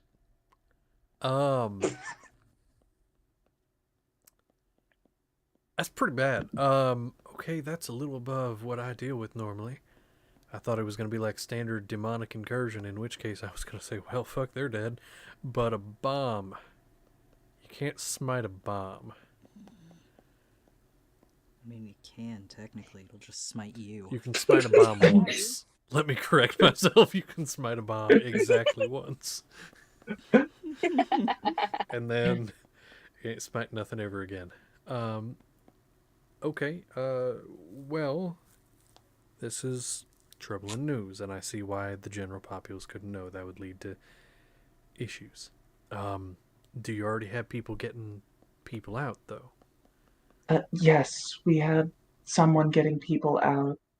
I know the Trelawney family knows already. Okay, so at least some of the top people know. I'm gonna be honest, I don't trust the people in those hoity-toity places. A lot of the people in lower standing they're not gonna know. So I'll put some of my people on it. We'll try to get some of the general populace out, because let's be honest, these rich folk only look out for themselves. So I'm gonna try to get some of the general people out. That'd be good. And get yourself out as well, of course. I'll do my best, but I'm getting these people out first. I'll be the last person out. All right. Just make sure Kingsley's okay. Make sure yourselves okay, and we'll try to make it work. All right. Fuck it, 2 in the morning. God damn it! I was having the best dream. Oh. Hey, Bunch Josh, of demons in the face. Yeah. do you think it's reasonable Zernas goes and warns, I remember his name, definitely, Lucia? Lucia! I didn't forget it. I mean, I don't know. Would Zernus go warn Lucia? Oh, yes, I want to go warn Metal Legs. Okay, And sure. Big Man. Then I will say that is entirely doable. Victor and Lucia, yes. No, And, so that is perfectly doable. And the lady, I don't remember her what's name. I don't want. I Oh, don't. I don't remember Meldette her would name. remember. Meldette had the hots for her. No, I'm kidding. What was her fucking name? She was based on bitch from League. Not based on, but looks like. Looks kind of like, yeah. Something with an S. It started with an S. Yeah. It started with an S. It wasn't Serena. It wasn't Soraya. So many S names. Hold on. This is gonna bug me. What was her name? Hold on. I'm looking to see if it's in. I doubt it. I mean, if you find it, let me know. If not, that's fine. Not super important. It's But Seraphine. we'll say she gets warned as well. Seraphine. Okay. Would you be able Was it to Seraphine? then also go down to the No. workshop? I don't think it was. Samira. Yeah. Samira. That's what it Samara. was. Samira. Samara. Yeah. See? Yeah, Glad you the know one names. that scares me. Yeah. I want to warn them and then head down to the workshop. I'm also because heading down to the workshop after I tell Wolfgang. Everyone but Okay. Galliard is going down to the workshop because he actually prioritizes sleep. No, Well, I'm that gonna is sleep once entirely I'm valid. there. Yeah. No, that is valid though. Honestly, Galliard sleeping, not a bad thing. Getting some Z's in before things go horribly, horribly wrong, as they often Imagine if do. you actually went to bed early like I did. Yeah. Well, you also didn't need as much time as other people. I'm just built different, that's all. Well, Built out of literally. exhaustion. I'm fucking sorry. So, Okay. everybody but Galliard eventually heading down. into the workshop. You all meet up. Is there anything anyone else would like to do before the night wraps up? I my son and my knife. will. We should have a chat. I will stay with Kingsley throughout the whole night and not go anywhere. Mainly because I am extremely weak. I'm durable, but I can't really do much outside of that at the moment. But leaving Kingsley alone in their frailed state just doesn't sit right. I gotta say, as soon as I get to the workshop, I'm sitting next to Kingsley and my head's on his shoulder and I'm out. I'm gone. I'm asleep then. Oh, Out of It's there. immediate. I wanted to. I've been awake for far too long. I had sent a message earlier to you, Josh, and it was a question. Yeah. I did not see because I don't get notifications for some reason. Hold on. I'm gonna steal your phone and fix that. Well, it's nothing to do with the settings. It's just something with the app doesn't send it. I'm going to fix that. Yep, let me check here. Radioactive. You wanted to chat with me, my son? It's scary. Your son was just a chat. Yeah, I think it'd be a good idea. Why do we need Real a quick. chat? I'm afraid. Sorry, just because Wicked want to do something here. Yeah. That is entirely doable. So you want to write a letter. That's doable. There are essentially like post offices throughout Kingsport just to send letters to people. So you can send it to I'm trying to name Tryon. Am I saying that right? Yes, I believe so. Okay. So yeah, that's doable. Just write up the letter and then you can drop it off. They're basically just boxes open all night, and then in the morning they send out letters. So I won't take away from what everyone else is doing. I just wanted to do that very quickly. So I'll do that in the background. I mean, you're fine. It doesn't take away from anything. Honestly, you're fine saying it just because, I mean, it gives you something to do. But there we go. I'm just checking messages because I don't get to do that usually because I'm focused. There we go. Okay, so that is doable. You can drop that off, and then that'll be sent out in the morning to whoever it's going to. Excellent. What? Okay, so now what did anyone else want to do? What does the rat want? I just want to talk to you. Why are you so scared? Why do you want to? Not you. Get the fuck out of here. I just want to talk to him. I just want to talk to him. The rat, not the mouse. I'm gonna scoop you up, and I guess we can talk, because I look schizophrenic when I do talk to you. Too bad. Do we need private, or what? No, it doesn't matter. He's just, I think as soon as you walk in the door, he's just gonna like grab himself, fling him into your arms. Okay, how do I catch rat? Okay, Catch. Hello, please don't stab me. Not and the knife, but you're gonna have to pick that up. It's probably on the floor. He doesn't give a shit really. I'll pick up the knife again while I have my I'm so glad you're back. I wasn't. Was I gone that long? It felt like eternity. I can't talk to these people. It was awful. You just kind of stormed off earlier. What you have a plan, right? What are we doing about this? You have a plan, right? Where are we going? What are you doing? Who are we taking? What's happening? I love this.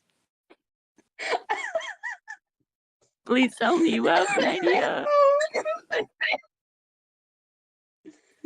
I will, like, in my now suit of armor, carrying this little purple ball of sorrow, while holding this knife, look at Soraya, look back down at the rat.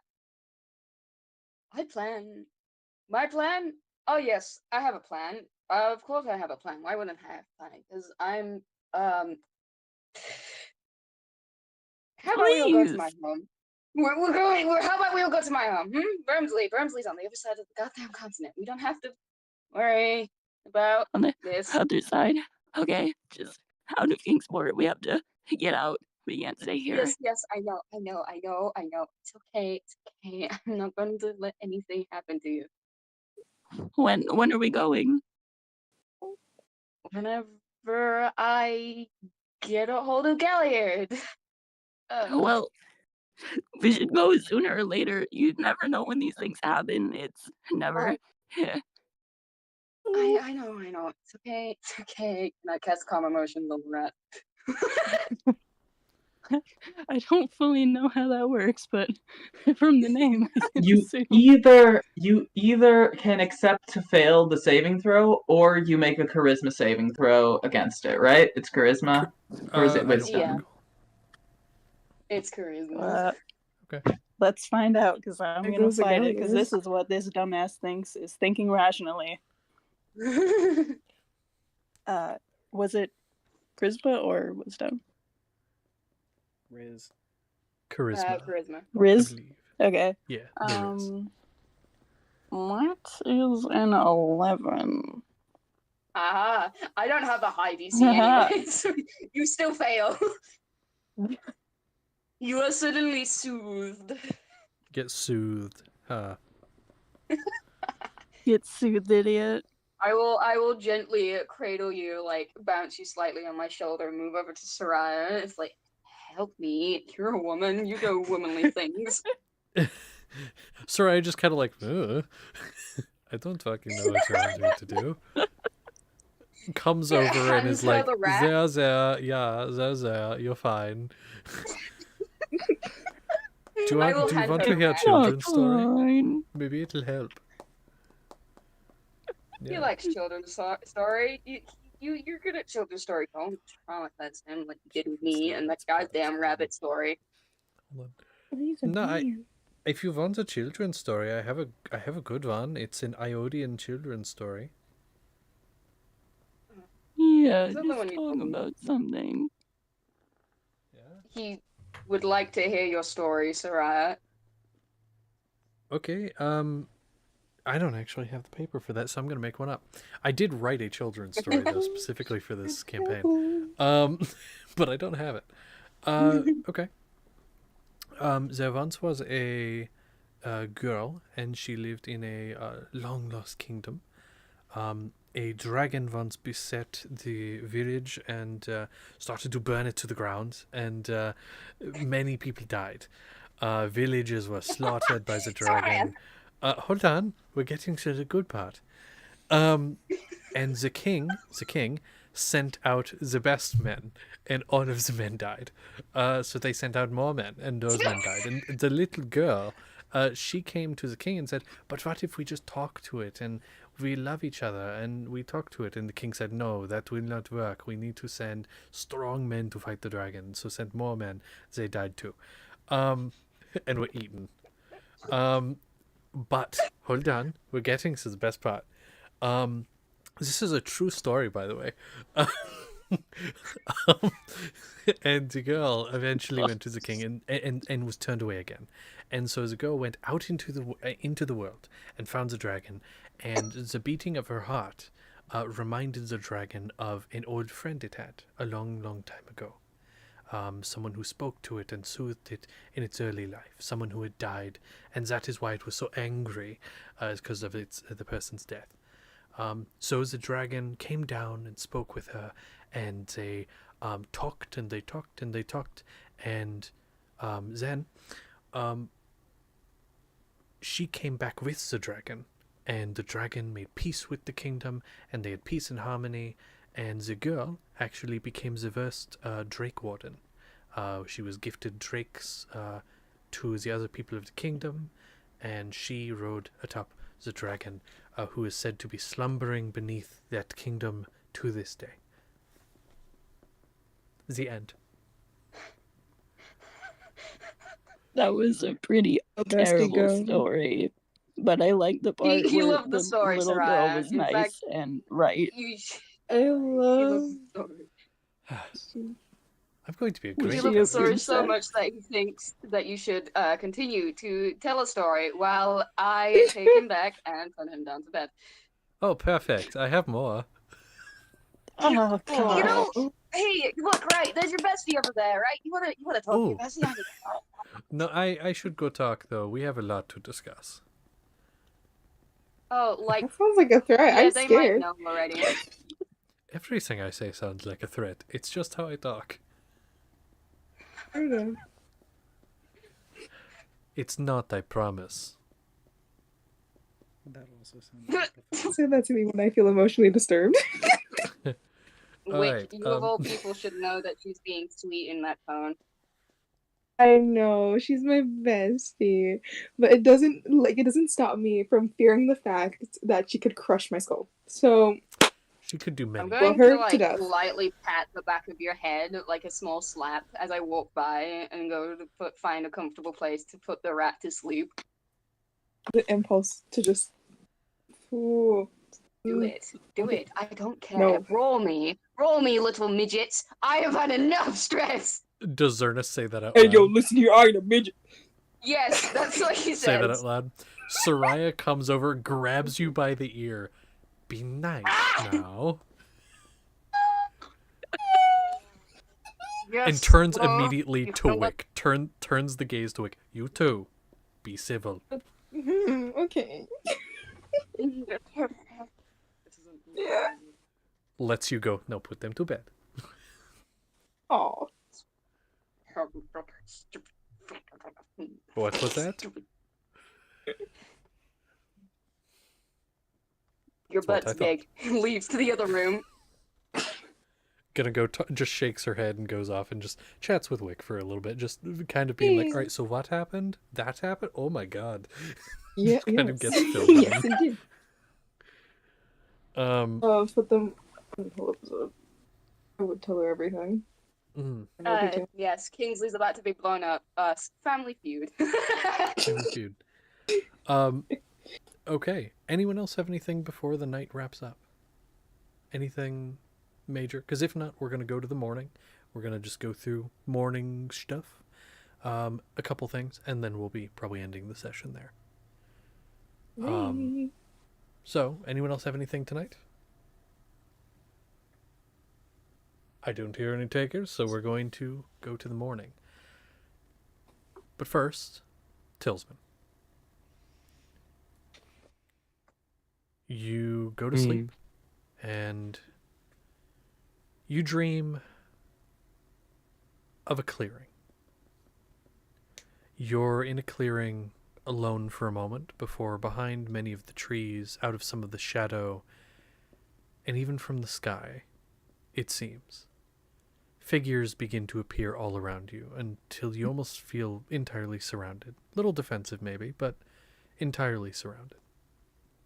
They're all wearing various different colors and patterns of cloak. Their faces you can't quite make out from below them, but they all seem to be looking at you. And a chorus of voices, many voices. What is your name? Your true name as you wish to be known.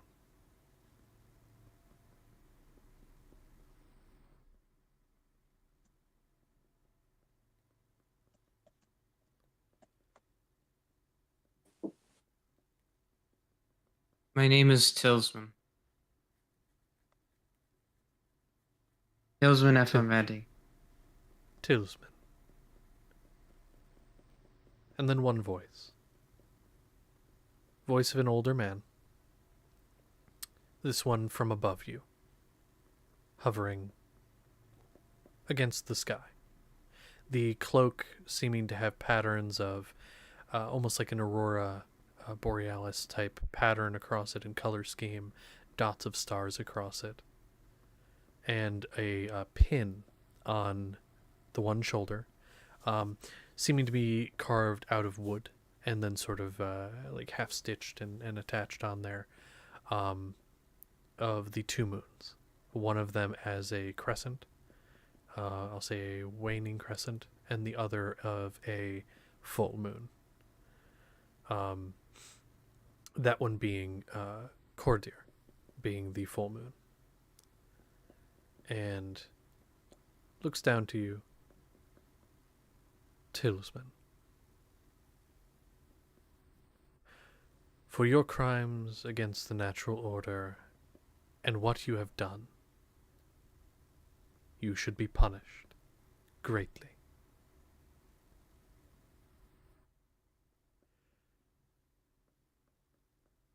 But I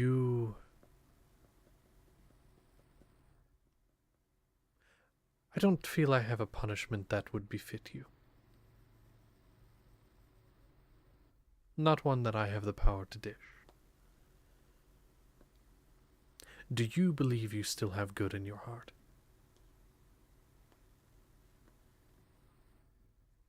A want to do good, and not selfish gain only.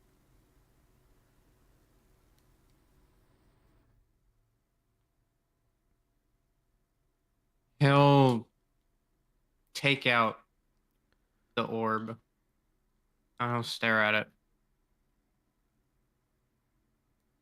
If she believes I do, then I have no reason to question it.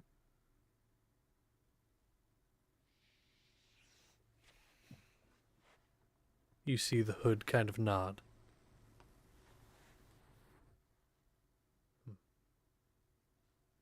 Then I hope she was right. But punishment must still be dealt.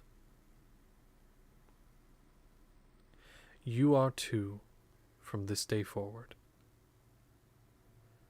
under the eye of the conclave.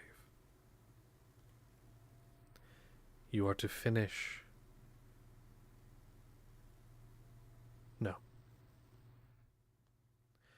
You are to eradicate this threat, under almost any means necessary. But you are to not harm anyone who does not deserve it. And you are not to not put the natural order in jeopardy. If you agree to these terms, we will give you our blessing, and we will allow you to grow in strength enough to fix what you've done. Do you agree to these terms?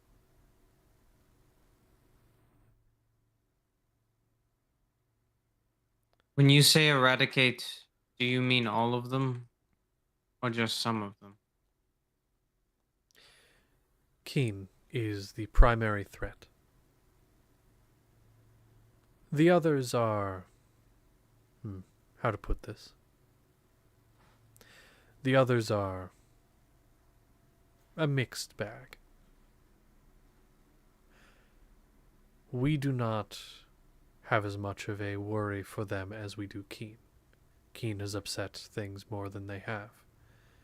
At least in more recent times.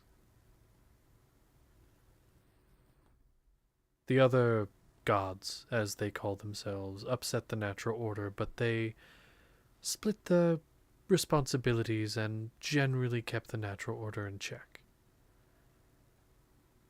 Keen is not, and is seeking to upset it for good.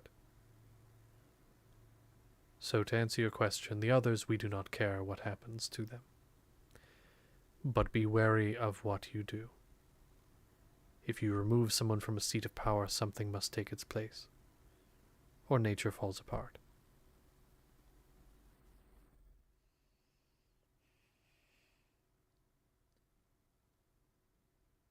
You're not upset that they so mercilessly wiped you out all those years ago? Oh, you misunderstand. We are not those beings of power. We are simply what you would refer to as druids. We are reaching out to you as we have been watching. We are reaching out to you through dream.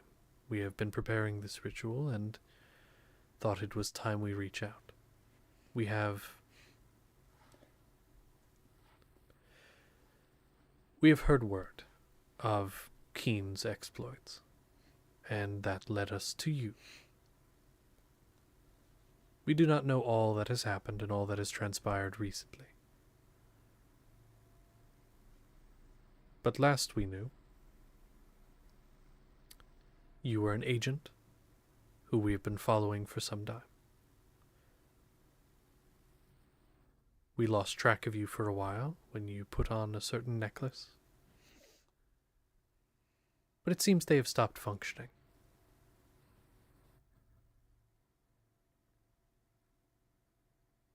So now we're able to reach out.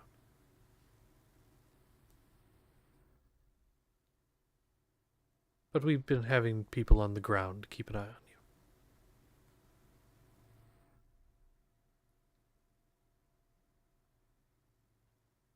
you. I understand.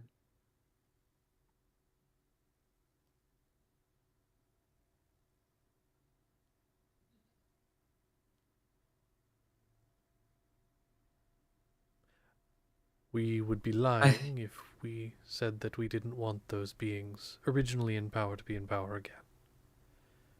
But that would be a task possibly too big for any of you. You could prove us wrong, but it is a large task.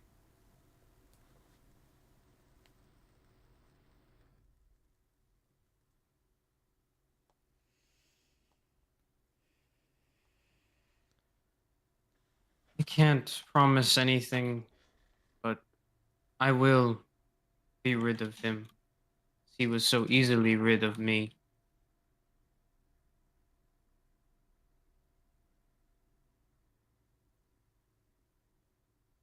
You are not the first who has been used, but you will be the last.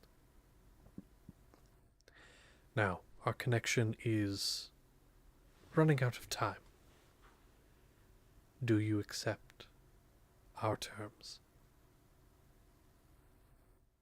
At least the basis of them. We can hammer out more details later. I accept, but how should I contact you? I don't have my book anymore, at least I don't think it works.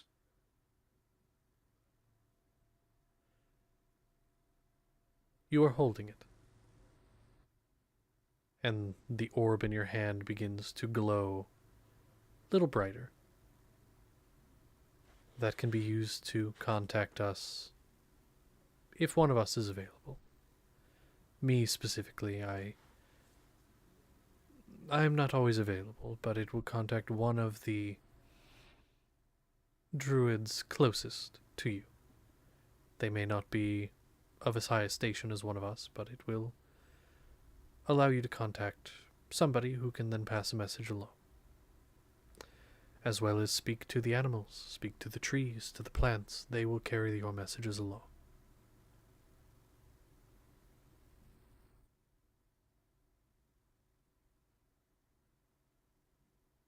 I thought I'd see myself a druid, but I suppose it's a fitting punishment.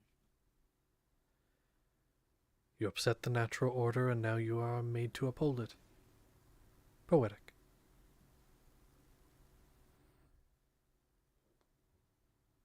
I think talking to animals will take some getting used to. Perhaps, and not all of them are as nice as you'd want them to be. Not all of them listen very well, but who knows, maybe you'll find some you like.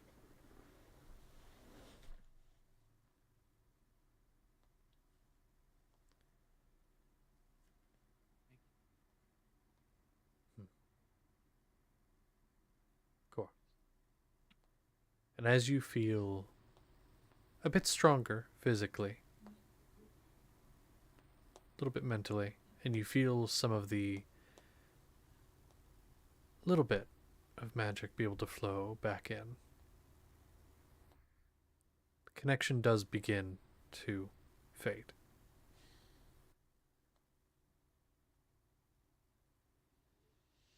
The trees are listening is the last thing you hear.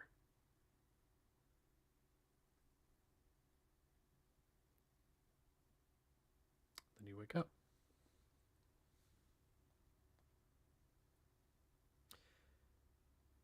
And you are now have a new class. You are the same level as everyone else, but you are new class. There you go. The morning all comes to you. Comes to you all, I guess. I want to actually start with Galliard real quick. Just to ask you, we're probably going to do it next session due to the time it is right now. But I'm guessing first thing you're going to do is your meeting, correct? Right. Okay. So we'll handle that first thing tomorrow session. Yeah. For the rest of you, though, that are currently down there, something is going to happen for you the moment you all get up. You're all going to hear blaring music shortly after. Like, once you all are up and, like, getting up, you're going to hear blaring music. And it's, like, this most raucous thing you've ever heard. This is even before the steam hammers start going on the stones. Yeah, you know. You just start to hear, like, it sounds like a really loud string instrument, perhaps, but, like, really high-pitched. And there's a drum back in. It's really strange. Do you all go outside Wick's workshop to take a look? I'm excited. Probably. Yeah, I'll it's go. Let's go. around 6 hours, so my long rest isn't complete yet. Oh, okay. Let's Well, But I've gotten enough sleep. I'll say this is after all of you have gotten up. So even if the hammer things are going at this point, like, it is after you guys have gotten a rest. Yeah. A long rest. With my and have, like, swaddled rat. With your swaddled I will rat. go outside. Okay. So you step outside, and for a reference, Wick's workshop is pretty close to one of the, like, main bless you. One main elevators, like big cargo elevators that lead down, and you see a group of people getting off the elevator and just kind of looking up the shaft before moving out of the way quickly. And you see light beginning to quickly, like orange light, quickly coming down and spiraling out of the entrance of the elevator. Like, you see wings, you see feathers. They're bright white in color, swaddled around the entire body, just spinning like a corkscrew, coming down out of the thing, blasting this just loud, it's rock and roll music. Which Radioactive Purple Rat Baby, you recognize. Go ahead and actually roll me a history check. I'm very curious of the specific thing. Like, you know it's rock and roll, but I want to see if you know the song. Oh gosh, okay. It's a song? Yeah, it's a song. So history. Total of 13. We're gonna let Total you 13. Okay, I mean, it's a.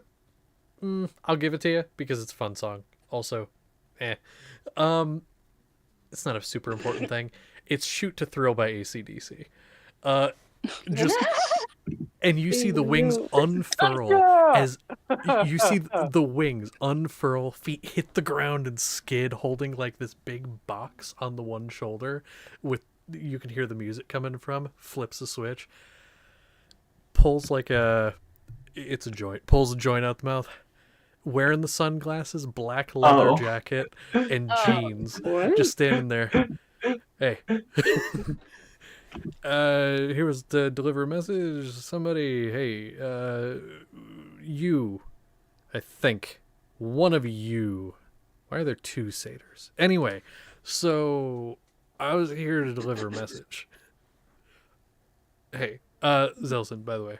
Hey, like the wing waves with the hand, just hey, and like got a satchel and just starts pulling shit out. No, not that. That was for the person over there. He feels like Hermes, and I hate it. I mean, technically, there's been crossovers from gods before.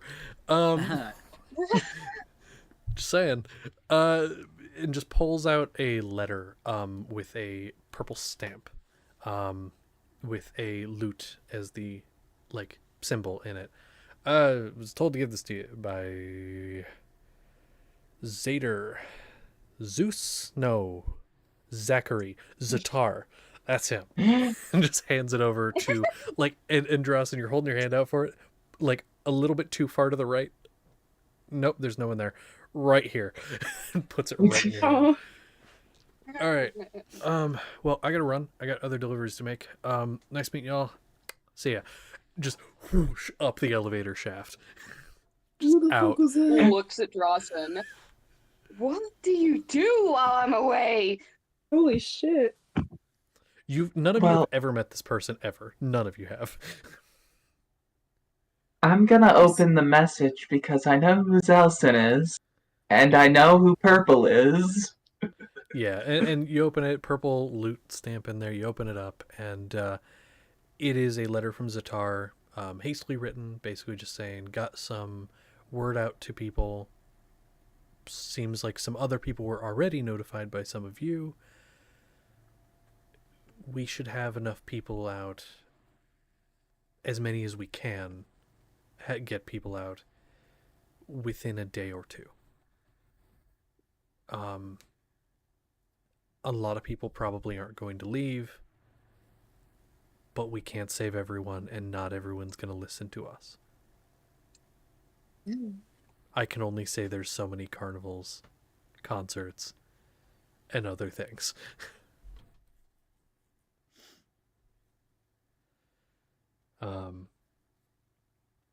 There is a note at the end. The only person that could get everyone out would be Anir. They would listen to him.